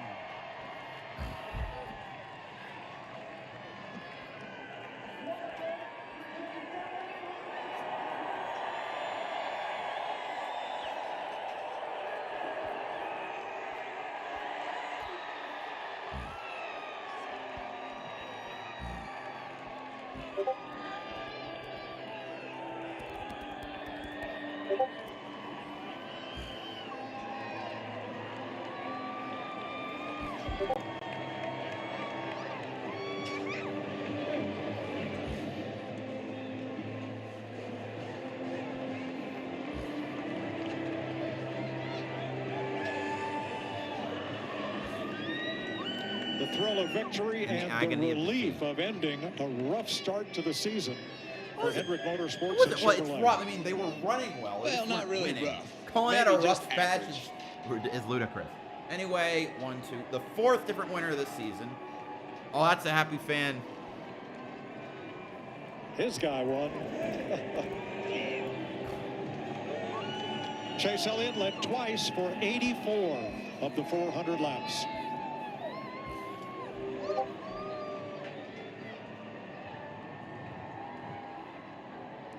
Regan Smith to celebrate with the winner. Well, for the first time in 2026, a Hendrick Motorsports car gets the victory. 31st time for Hendrick Motorsports at Martinsville Chase, but this one took a total team effort. Alan Gustafson makes a great pit call to get you the track position, but then you had to hold off Denny Hamlin at the end there. How'd you find a way to do that? Yeah, it was definitely a team effort, man. That was, how about that? That was awesome, man. We've never had a win this early in the season, so just a really great team effort, man. So proud of Alan and the whole UniFirst team. They did a great job. Yeah, we took a gamble. You know, we were going to two-stop that last stage. I honestly think it was going to work out really good for us either way. But just so proud of them, man. They put up with a lot, and they got to put up with me all the time. So I just appreciate them for sticking with me, and sure is a lot of fun when days like this work out. Definitely really appreciate it. Thanks to everybody, Hendrick Motorsports, Chevrolet, boss. I told you I thought we were okay. I don't know if we were this good or not, but thanks for the opportunity as always. Wish you were here, but we'll see you next time. And say hey to my mom at home, and hope she's having a good evening. When that caution comes out, what goes through your mind when you know that you've all of a sudden leapfrogged some of those cars and that possibly on a car that maybe wasn't great on the long runs all day long, that you were going to have to try and fend them off for 80 laps? Yeah, I mean, this whole deal is really weird, like just the way it all works. And I told him there about, I don't know, half, three-quarters of the way through, I thought, I really don't dislike my balance. I just wish I could control my runs a little better. And fortunately, you know, we got to the lead there on that last one and fell into a really good pace. And yeah, just had enough. You know, I think we probably needed a little bit, you know, to be just the absolute best outright. But we were really close and was able to manage and save enough to get through traffic there at the end. But yeah, just man, it's really cool when this stuff works out, you know, and to win these races is so tough. So just really really grateful for the opportunity as always. You know, it's I never take it for granted. Trust me, it's, you know, this is a dream come true for me. So thanks everybody for coming out today. Appreciate y'all. Y'all are amazing. Thanks for the support, and I hope it was a good show for you. Chase Elliott gets his second grandfather clock in a popular win at Martinsville. And Denny Hamlin leads 292 laps, comes up just a little short, finishes second today. Denny, what did you need? Anything that you could have done differently there in that last run? No, he did a good job controlling the pace there. It's just, you know, it really came from that, you know, bad restart, you know, I had beside the one. And so just not much really I could have done there, and it felt like we gave it our all. You guys were taking a look at something here. What did you think overall? Things were a little bit different package here. What was your takeaway? I thought I had a loose wheel. You know, we'll check it out. Just felt similar to Darlington in the back. So we'll check it out here, but just thought the wheel was loose there on that last run. But either way, you know, we got to, you know, these are just some of the races that get away from you in your career, and this one certainly is one of them. Thanks, Denny. Mike. Thanks, Jamie. Let's have a look at today's big move, sponsored by Ponds. The last lead change. It's got to be. Oh, no, all right, the pit stop for Chase. Well, it started with Chase Elliott and Alan Gustafson employing an alternate strategy, short pitting at lap 261 from 9th place. Then when the caution came out, that allowed him to pit from second with the other lead lap cars. He takes the lead from Ross Chastain, who did not pit on that caution, and holds off Denny Hamlin for the win. Yeah, and really that pit stop is the move of the race, and that put him in position to take control of the race when the caution came out on that restart, and then ultimately drove the last part of the race in the lead, didn't make any mistakes, and wound up in victory lane. More interviews and more coverage from Martinsville of the Cookout 400 coming your way right here. Anyway, that does it for today. Pretty happy about that ending. I'm sure my dad is as well, considering he is a Chase guy. Anyway, Chase Elliott wins the race. Hamlin second, Logano third, Gibbs fourth, Byron fifth, Blaney sixth, Bell seventh, Cindric eighth, Larson ninth, Barry 10th. Next weekend is Rockingham, as well as Easter weekend. Along with that, we have a couple of motorsports events, including the Smart Modified Tour at Dominion Raceway and what else? And the other one. And Super Formula kicking off their season with 2 races at the Twin Ring at the Mobility Resort Motegi. Thanks to everyone who showed up. Hope to see you next week. BowserJrXD signing off. Have a good one.